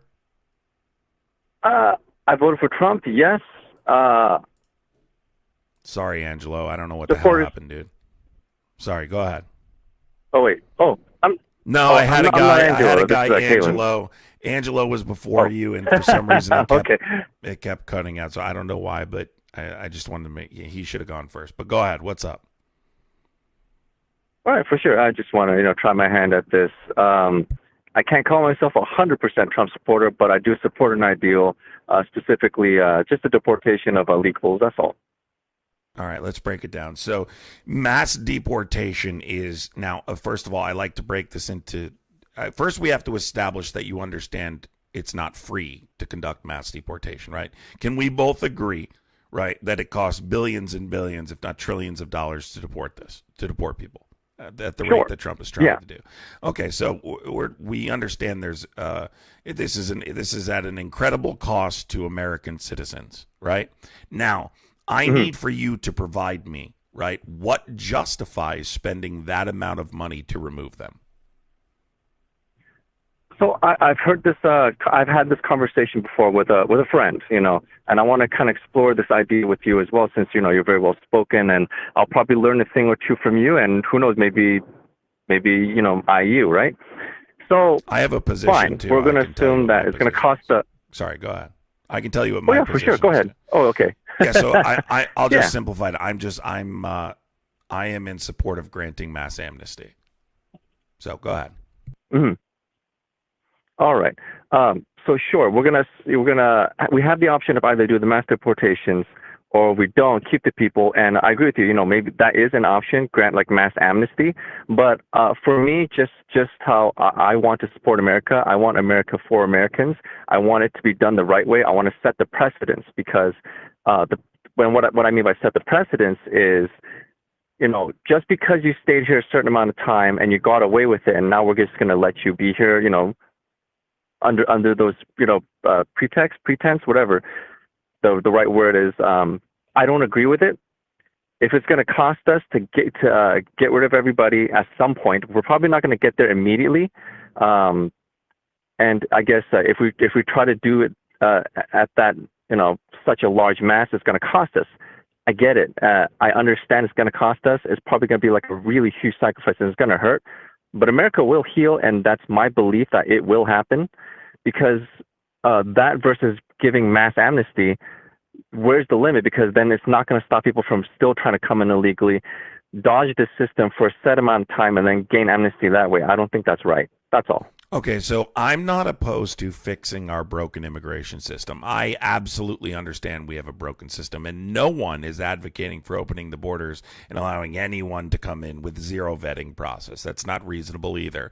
But what I'm saying is that the system is broken, and we have a set number of people already here, and it costs billions of dollars to remove them. So what's a more productive solution? In my opinion, right, we have to look at what the consequences of undocumented immigration are specifically. Outside of your feelings, what specifically are they doing, right, that creates a consequence for the American people? Because the greatest consequence I see is the cost of the mass deportation, right? Like undocumented immigrants. I mean, would you like to provide me a fiscal burden, or is that a bit beyond you? Oh, you cut out a little bit. So what is it you're asking me to do? So what I'm asking you is to provide me a consequence of undocumented immigration because the only consequence I see is the cost of mass deportation. What is the consequence of their presence for American citizens? Of their presence. Again, it's just the idea that it's okay to be here legally. I just don't want that, period. So That's you're basically For me, saying your standard is people must follow the law, essentially, correct?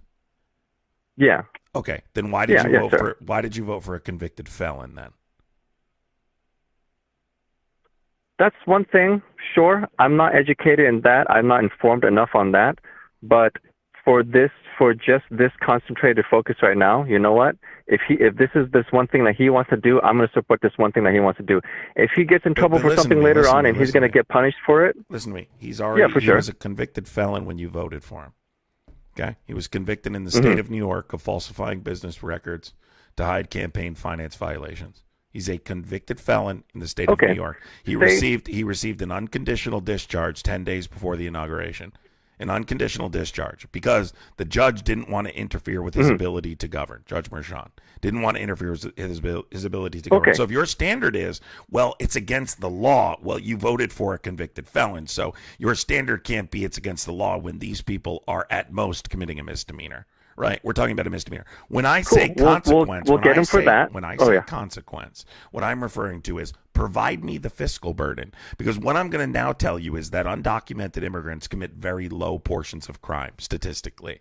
Right, they commit much less crime than American-born citizens per capita. They don't really commit violent crime at all. When undocumented immigrants come to the country, they avoid law enforcement, right? Why would you work so hard to come here to get tangled up with law enforcement and ultimately be deported? Number two, they contribute a significant amount of money to our tax system, roughly $100 billion in federal, state, and local taxes, right? Largely through an individual taxpayer identification number, right? And subsidizing, as a result, federal programs they are explicitly prohibited from benefiting from, right? Subsidizing programs they don't benefit from, right? They don't get Social Security. They don't get Medicaid, okay? They don't get these things. So they're subsidizing these programs. They're paying into these programs, and federal law doesn't allow them to benefit from them. They often pay their taxes before they even become documented because they want to show tax compliance when they do attempt to become an American citizen. Regardless of your documentation status, you have to pay your taxes, right? It's against the law. That's why they offer them an individual taxpayer identification number. That doesn't grant them work status, doesn't grant them citizenship status. It simply allows them, if I could do a quick to remain tax compliant. So give me a legitimate consequence that outweighs billions of dollars being spent to remove them. Oh, hold on. I just want to inject on something that kind of caught my ear.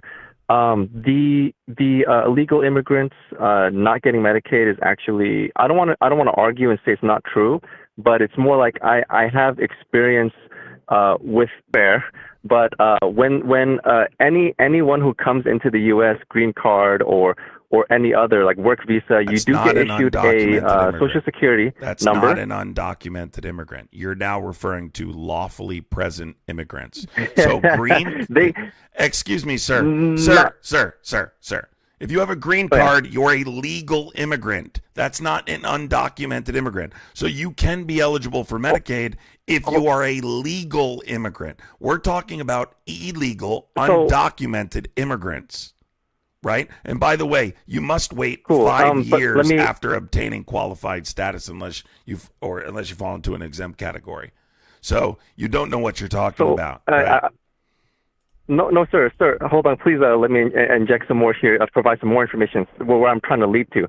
Now, my fiance, unfortunately, she does have a brother who is here illegally. Did jump the border. He just applied for it. And he still got his Social Security. Okay, but anyways, we're kind of escaping the point. What you're saying I just don't support it. I don't care about the. It is true. Because I helped him.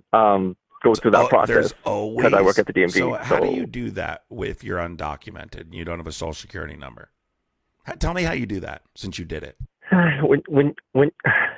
So unfortunately, he does have a place of residency. He just has to send in a letter saying that he needs one, and he got one. No. Then I take that number.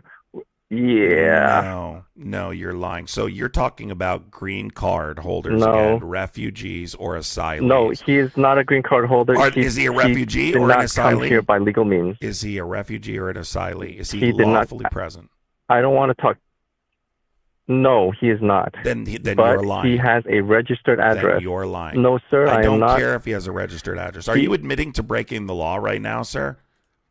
Because undocumented immigrants don't receive Social Security benefits. Excuse me. Are you They admitting do. in No, front of a I wouldn't thousand? call it a. Are you admitting in front of 1,000 Sure. people You know what? that you broke the law? And if he gets caught, it's like I said, I hate it. I hate that it's happened, and I wish there was something to stop this. So what are you going to do about it now? If you're admitting to breaking So unfortunately, the law, yes. So, do you understand this is a federal offense? Then station. Cut out. I didn't hear what you said. You understand this is Social Security fraud? It's an extremely serious federal offense.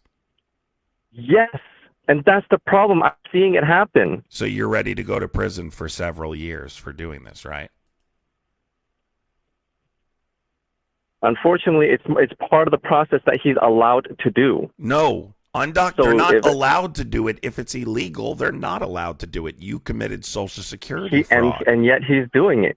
He has a place of residency. You committed Social Security fraud if you knowingly, illegally help someone obtain Social Security. Undocumented immigrants are not allowed to receive Social Security. Why don't you just Google it really quick and see? They don't and are not eligible to receive it. He has an address. He has a registered address. All he had to do was apply to get one. He got it. Not true. And okay, you can claim it. This is where we're at an impasse, unfortunately. Because it's happening. It's scary. I always reach one with you guys because you use anecdotes and you lie. You must be a U.S. citizen or have lawful immigration status to apply for Social Security. Did he have a Social Security number or card? You can call me a liar. Unfortunately, we have all right, reached so tell me, an impasse. Tell me really That's quick. it. Tell me quick before you run. What official record did you use to prove his age? What's that? What official record did you use cut out a to little bit. prove his age? He only had to fill out a form. That's it. No. He just had to state his name. No. Incorrect. What did you do? What document did you use to prove his age?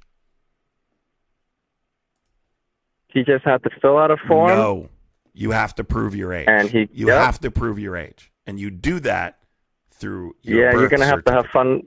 Or All an right. official record that you obtained. I'm trying to be respectful here. You're calling me a liar. You're lying to justify deporting people. That's what you're doing. You couldn't give me a legitimate consequence of undocumented immigration. So you're now giving me an anecdote that you made up.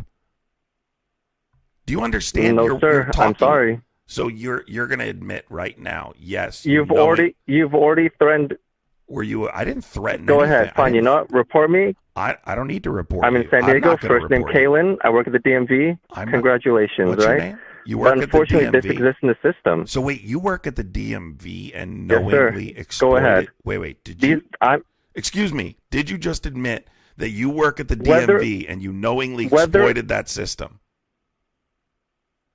So it is not I who exploit the system. I just work there. I know the process and procedure. For me, when I'm processing any paperwork, I'm just told to process it. We don't question it. Of course, we do question the legitimacy of the form. Does it come from us? Does it come from the source? These forms exist. Wow, I can't believe you're admitting this on the record, but wow, holy shit. Okay, go ahead. What are you going to do with this information? Right? I'm not going to do. What can Guy, I do about this information? Here's one thing I can promise you. I am definitely not going to report you. I don't care. But I can't say someone in this chat won't. That's why I couldn't believe that you're admitting that you knowingly exploited the system to give an undocumented immigrant access to Social Security benefits. It's a system that exists that they are using. That's what I'm trying to say. But I told you would have to prove your age. And it requires you. Proof of age is a required part of applying. You need legal status. You have to have lawful immigration status. You can't prove your age without an official record. So what did he fill in when it said for U.S. citizenship or lawful alien status, if not born in the U.S.? What did he fill in? He didn't fill out that form, no. So say when he comes in, he wants to get a driver's. No, sir. So unfortunately, the acceptable forms are so dishonest. It's not even worth it, dude. No, I'm glad you're admitting this. I'm glad you're admitting this. Seriously. I honestly No, like but because if you're doing this, God knows you're costing the American taxpayer money knowingly.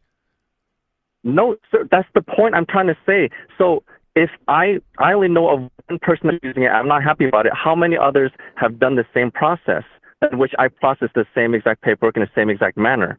And I'm telling you, there are many. There are many people. For me, my job is to verify the documents. What 2 forms did they bring? Okay, a valid place of residency where he pays the bills, PG&E bills, addressed to this name at this address. He has a social security card. Yes, I actually, you're gonna hate this, but there is no. You still have a role Am I in cutting out? identification purposes, right? You still have a role in so the identification 2 forms of purposes. identification. Right. The 2 forms of identification that were presented to me a lot of times are just a place of residency, that they're paying bills, a social security card that you can just apply for. Yes, sir. Wait, a social security card. Guy, how do you obtain that? ID. Through his lawful presence. Apparently there's a form that he fills out. I have mine the legal way because I was born here, right? Yeah, listen, man. Again. What do you mean? Did he use someone else's? In my role here? Use someone else's social security number? No. So when he came here, he applied for a social security card. He got it. I'm not involved with his process on how he got it, but he has it in his name. No. He has a social security card issued to him with a very specific number that's for not like American citizens, but for those like that are. I don't know if it's like an immigrant status, but they have a different card, mine is green, right? His is red. I don't know why his is red, but it's a acceptable form. This guy's now moving the goalpost, which is not what he originally said. But undocumented immigrants don't have social security cards. Those cards are only issued. Hold on, what do you? If you're authorized, are you talking about like work authorization? Is that what you're talking about? I don't know what that red one is, but it is acceptable form. When I didn't recognize it the first time, I called for a supervisor to come look at it, and she cleared it, and that's how I remember, hey, these are acceptable. But when I experienced it firsthand, let's just get back to what I was have, saying. unfortunately. Again, let me just be super clear on something really quick here. Undocumented immigrants don't receive Social Security benefits. Okay? Period. No, they don't receive the benefits that I know of. But now he's moving the goalpost. But if I could, you notice how the goalpost? No, sir. I never. I never claimed they received. You're dishonest. I'm done with your dishonesty. You are now moving the goalpost. If you're a Trump supporter, call in 908-652-3703. Don't lie, because I will catch you. You understand? There's no lying. There's no lying. You understand? No lying. You're talking, yes, they would be lawfully present. They're authorized to work in the United States. That's not undocumented. You shoo in the chat. Call from Joshua. I think you're struggling with what an undocumented immigrant is and what a lawfully present person is. Are you a Trump supporter? Scoozy, thank you so much for being a member for 9 months. Are you a Trump supporter, dude? What's going on? What's your first name? Hi, man. My name is Josh. So I just want to say I saw the last guy called you. Mm-hmm. Man, are you a Trump supporter? That was kind of interesting. Yeah, I don't know what that. Yes, sir. I don't know what that guy was full of shit. But why are you a Trump supporter, dude? So I'm mostly a Trump supporter in the aspect of the stronger border security initiative that he's been pushing. I'll come off the bat. I will say Trump has definitely said some dumb crap, but at the very least, I do support his border initiatives and his foreign policy initiatives. That's one of the bigger things that I'm more supportive of. His foreign policy initiatives have been an absolute disaster. His foreign policy has been a disaster. Let's start with Russia and Ukraine. How's that going? So I'll admit, yes, Russia, Ukraine, that is a problem that we've had for a while. I actually predicted that was going to happen far back when I was in high school. But so did I. Yeah, and the conflict itself, I don't agree with with giving more weapons to Ukraine. I agree with more of giving more weapons and aid to our NATO counterparts, which I like that part. The Ukraine conflict itself, it's not going to really be a full conflict. We're going to end of the day. I don't believe he was not going to end down the first day of office. That was BS. So can I just However, break this down? I do. I think the issue here is that it's not a long-term solution, because I struggle with the territorial concessions, specifically the vague security assurances, the buffer zone, the amnesty. There's a million different reasons why. You understand why it's important to help Ukraine outside of our contractual obligation through the '94 Budapest Memorandum, correct?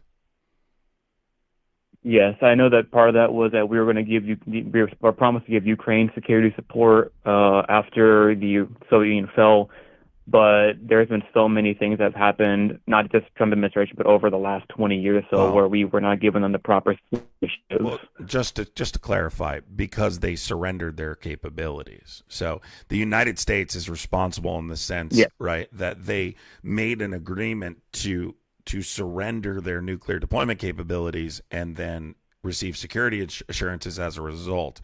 The issue with the Budapest Memorandum is there's no known available enforcement mechanism. It's not a treaty, it's a memorandum, right? So it's not binding in the sense that there's actually an enforcement mechanism for not fulfilling that obligation, right?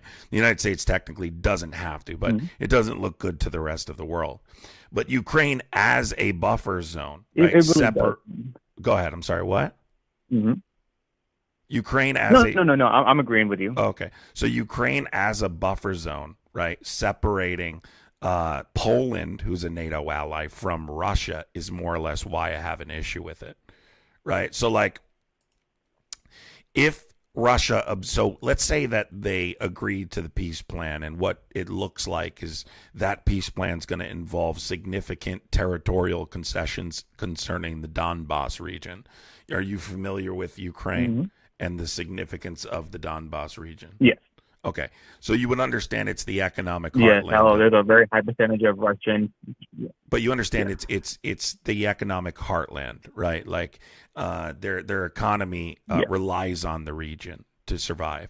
So if you surrender significant portions of the region, you're weakening Ukrainian economic viability, ultimately making it more difficult for them to recover. Now, let's remember their infrastructure's destroyed already. So it's not like they're an economy that's suffered a depression and needs to recover. They don't. Their infrastructure's destroyed as well. They're not going to be able to recover economically without significant international support. So my concern is that Ukraine gets swallowed regardless, and Russia attacks Poland, triggering Article 5 of the NATO agreement, and we go to war.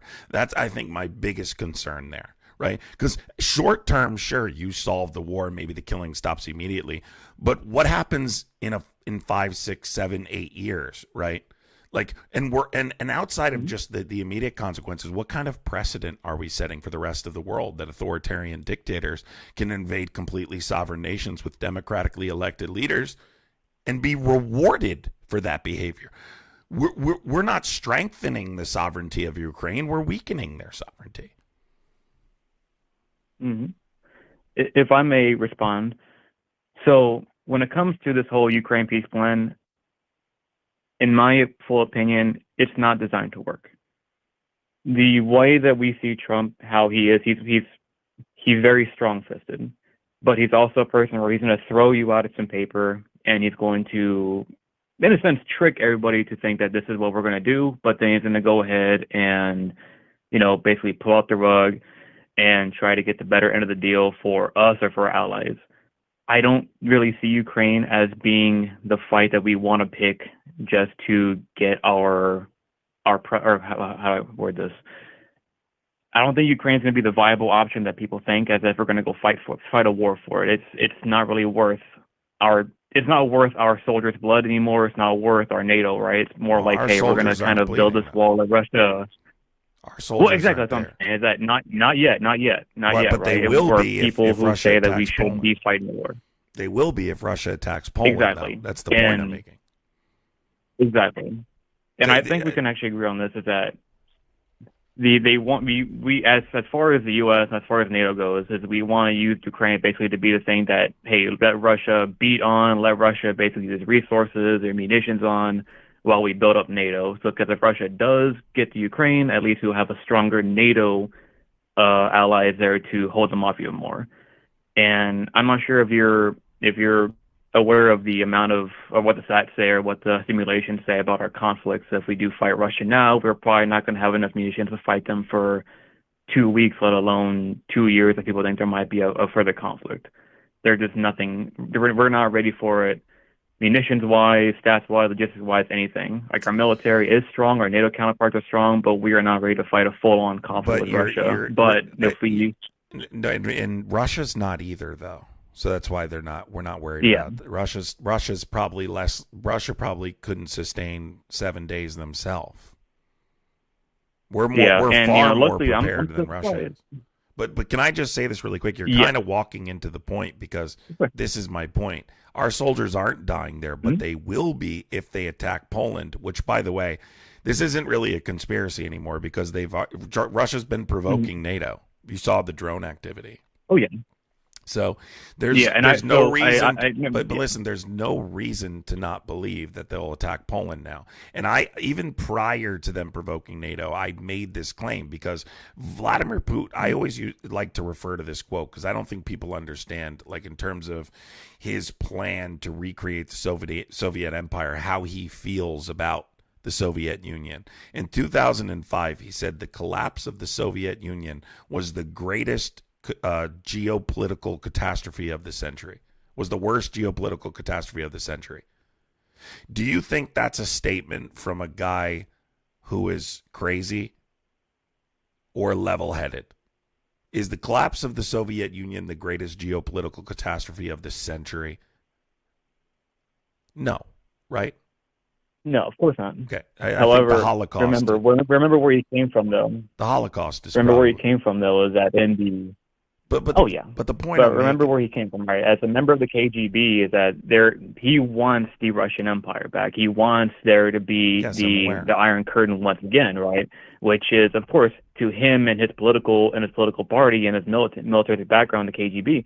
Yes, that is the biggest defeat that they've had in their country. To the rest of the world, it was one of the greatest things that happened. But to them, they want to recreate it because it gives them strength. It gives them a purpose, in a sense, to recreate what they lost. And that's one of even the biggest things, is that they have more to lose if they lose this war in Ukraine than they have to gain in the longer years to come, with anything. And so they want this war. They want this conflict. They want to be like the big guys again, which we need to have more of a hard stance against them, which I want there to be something that says, hey, Russia, if I can hear, excuse my language, here's a stick.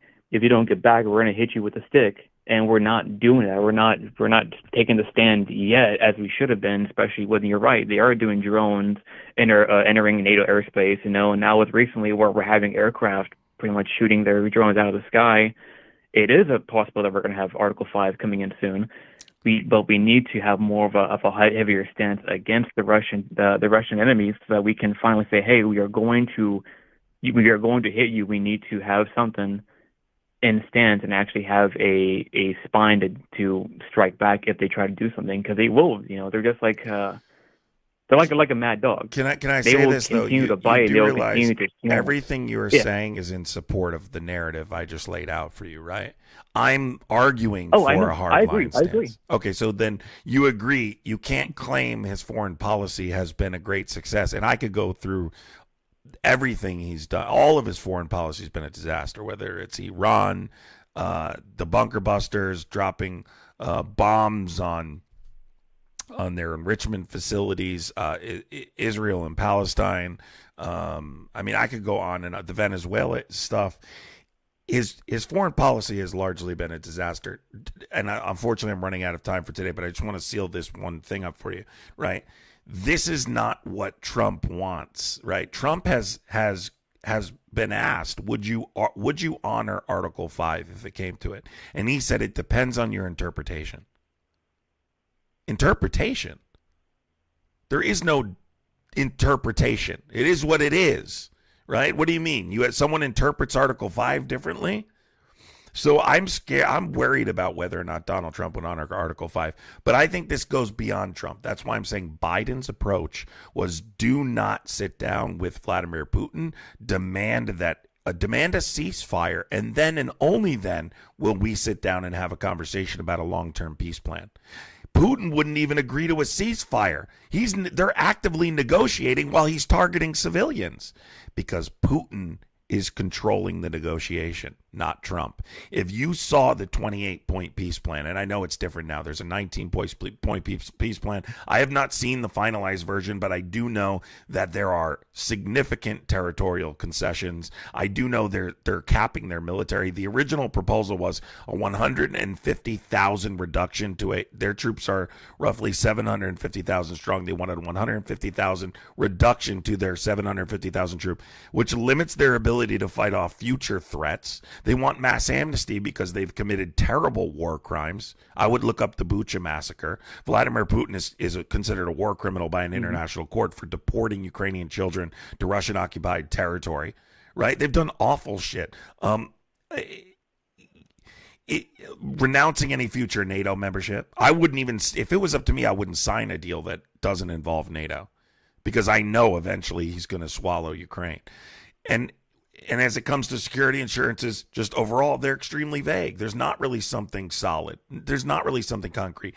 I don't know what a final deal is going to look like, so I would only be speculating. But I do know that based off what I've seen in the 28-point peace plan and the 19-point peace plan, that Ukraine is going to lose in this negotiation. And that's ultimately going to result in a conflict years down the road, probably after Trump is long gone. And then what are we going to do? Look back and say, hey, Trump, why'd you do that? He's 80 years old. He's probably not even going to see the consequences of his inability to negotiate. His inability to negotiate is what has got us here.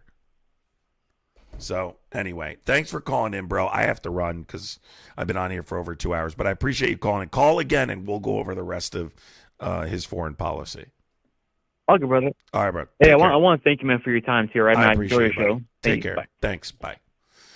Guys, thank you for coming. If you did enjoy the live, I'd appreciate hitting the subscribe button, hitting the thumbs up button. Make sure you guys do hit the notification bell so you know when I go live. I would appreciate if you guys did enjoy the live, hitting the thumbs up button on the way out. It really does help the live. Sharing the live out. You can rewatch it in a little bit. It should be available to rewatch pretty quickly. I am setting something up for Discord soon for Patreon, so the lives are going to be posted to Patreon. I'm actually setting that up now, and they're going to be posted for members of the YouTube. So if you want to watch, that's who it's going to be pretty much limited to. We're gonna have a whole new system. If you're in the Discord, make sure you have a YouTube membership or a Patreon membership because we're going to be resetting that as well. So I have a bunch of shit I need to get done, but I appreciate you guys coming. Thank you so much. I would appreciate hitting the subscribe button. It's free.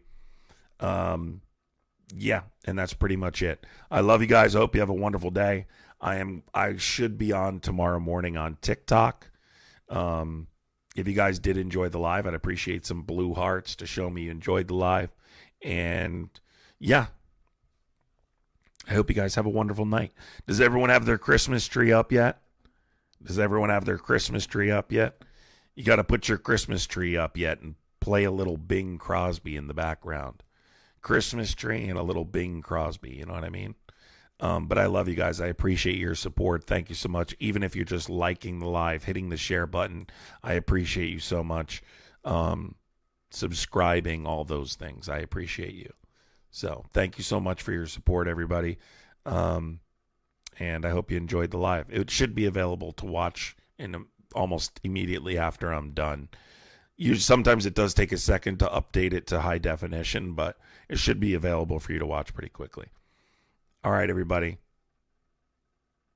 Take care. Love you guys. Have a wonderful evening.